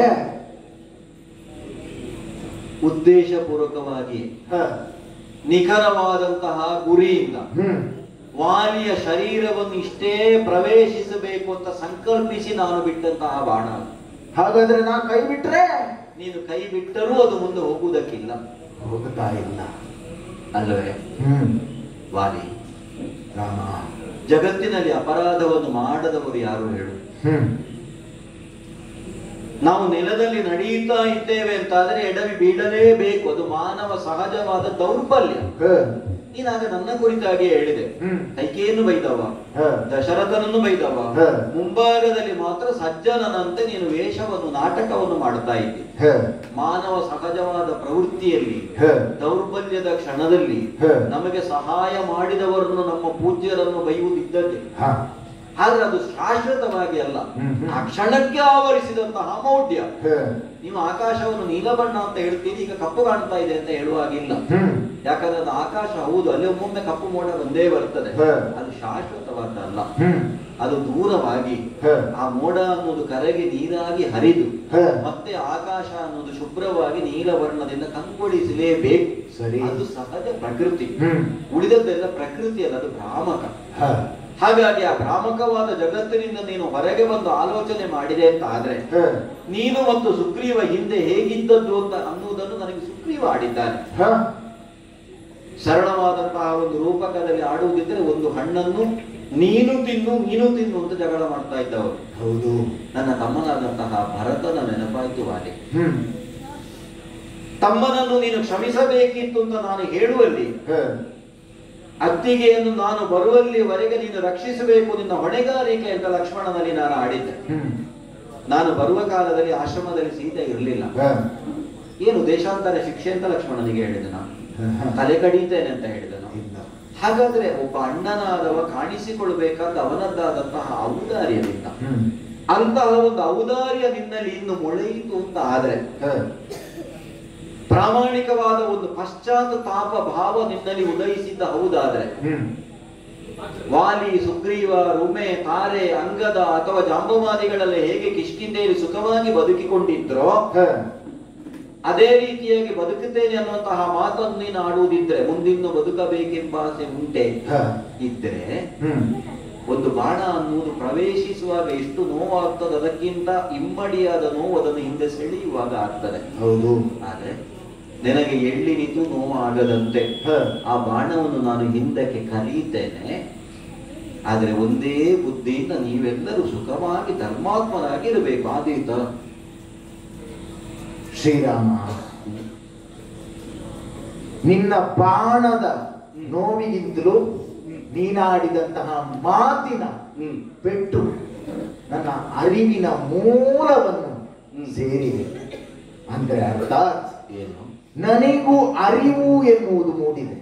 ಬಾಣದಿಂದ ಆದ್ರೆ ರಕ್ತ ಹೊರಗೆ ಬರ್ತದೆ, ಹೌದು. ಆದರೆ ನಿನ್ನ ಮಾತಿನ ಆ ವಾಗ್ಬಾಣದಿಂದ ಅರಿವು ಹೊರಗೆ ಬರ್ತಾ ಉಂಟು.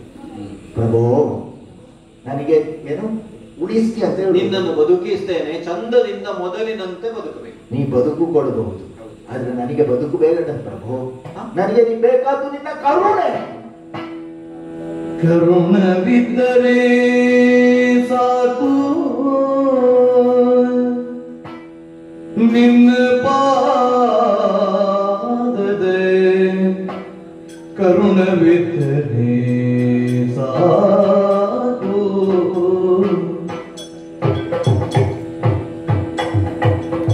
ಕರುಣವಿದ್ದರೆ ಸಾಕು ನಿನ್ನ ಪಾದದ ಕರುಣವಿದ್ದರೆ ಸಾಕು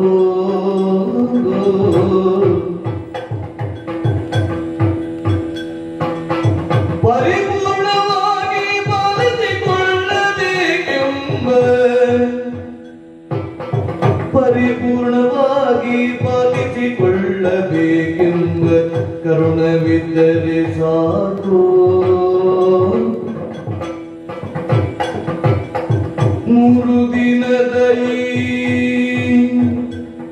ಸಂಸಾರ ಚಕ್ರದವ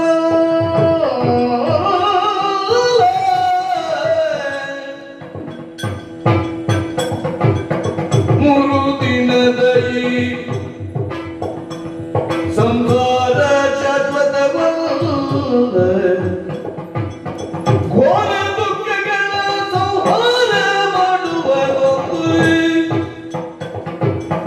ಕರುಣವಿದ್ದರೆ ಸಾಕು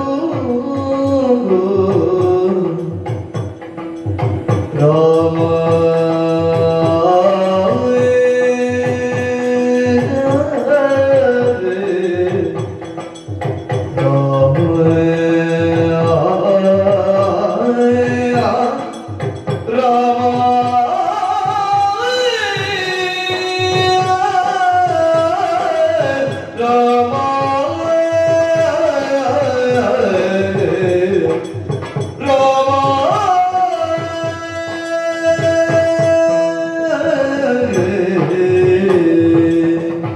ಶ್ರೀರಾಮ, ವಾಲಿ, ವಿಚಿತ್ರವಾದಂತಹ ಹುಟ್ಟು ನಮ್ಮದು. ಹೌದಂತೆ. ನಮಗೆ ತಂದೆಯೂ ಒಬ್ಬನೇ, ತಾಯಿಯೂ ಒಬ್ಬನೇ.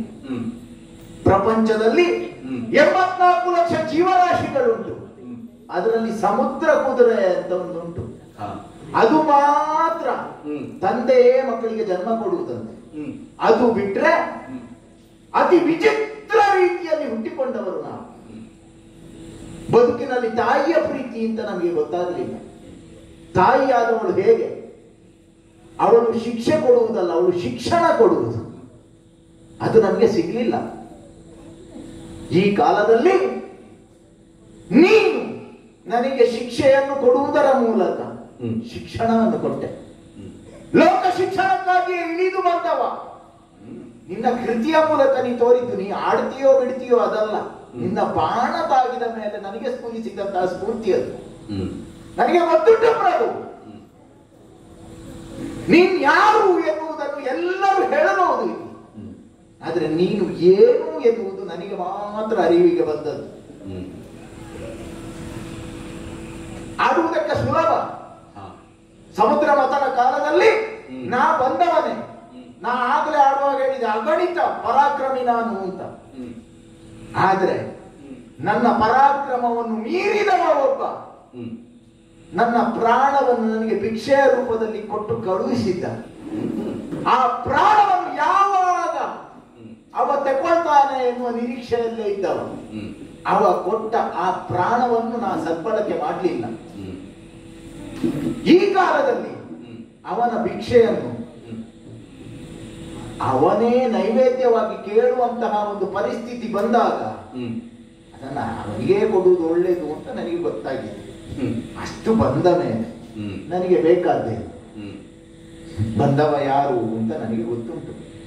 ನರರೂಪಿ ಇರಬಹುದು, ಆದರೂ ಆ ನಿರಾಕಾರ ತತ್ವ ತೋರಿಸುವ ತನ್ನದ್ದಾದಂತಹ ಆ ಅಮೃತತ್ವದ ಹೊಲವನ್ನು ಯಾವ ರೀತಿಯಲ್ಲ ಯಾವ ರೂಪದಲ್ಲಿ ಕೊಡ್ತದೆ ಅದು ಅರಿವಿಗೆ ಬಂದ ಮೇಲೂ ಈ ಕಾಯ ಹುಟ್ಟುವಾಗ ಹೆರುವವರು ಯಾರು ಅಂತ ಗೊತ್ತಿರುವುದಿಲ್ಲ, ಸಾಯುವಾಗ ಹೊರುವವರು ಯಾರು ಅಂತ ಗೊತ್ತಿರುವುದಿಲ್ಲ.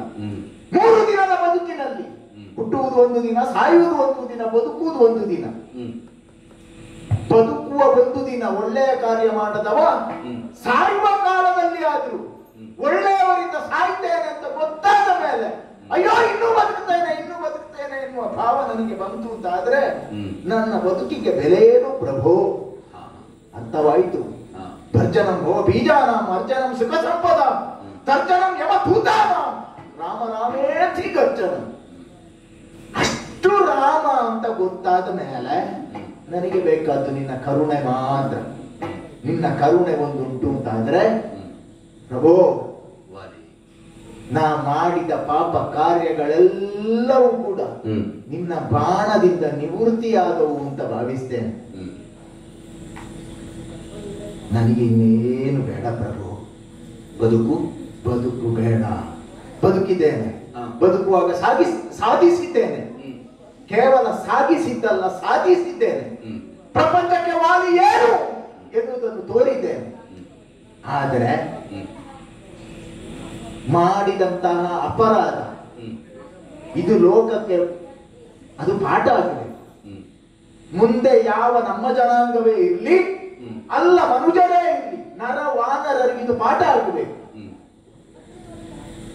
ಇಂಥ ಈ ರೀತಿಯದ್ದಾದಂತಹ ಬದುಕನ್ನು ಯಾರು ಸವೆಸಬಾರದು ಎನ್ನುವುದು ಲೋಕಕ್ಕೆ ಪಾಠ ಆಗಬೇಕು.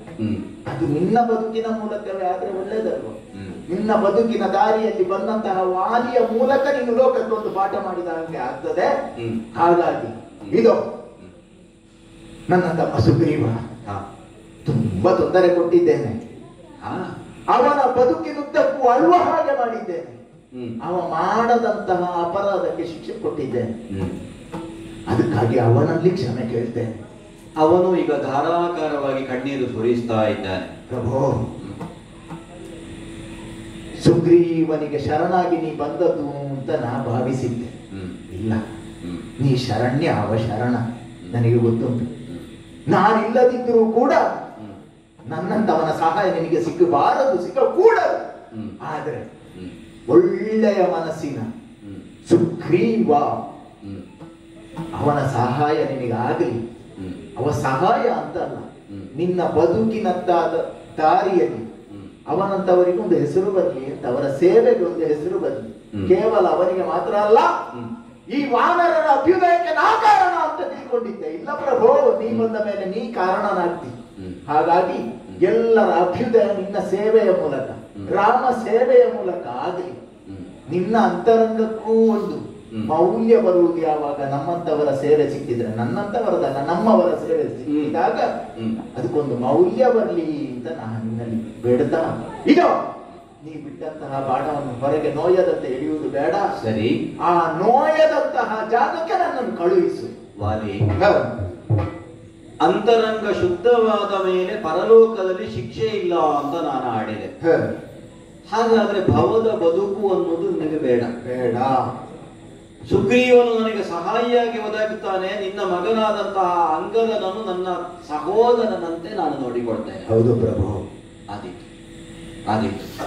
ಯಾವ ಅಪೇಕ್ಷೆಯನ್ನು ನೀನು ಬಯಸಿದ್ದೀಯೋ ಅಂತಹ ಶಾಶ್ವತವಾದಂತಹ ಲೋಕ ನಿನಗೆ ಸಿಗಲಿ, ಒಳಿತಾಗಲಿ, ಶ್ರೇಯಸ್ಸಾಗಲಿ.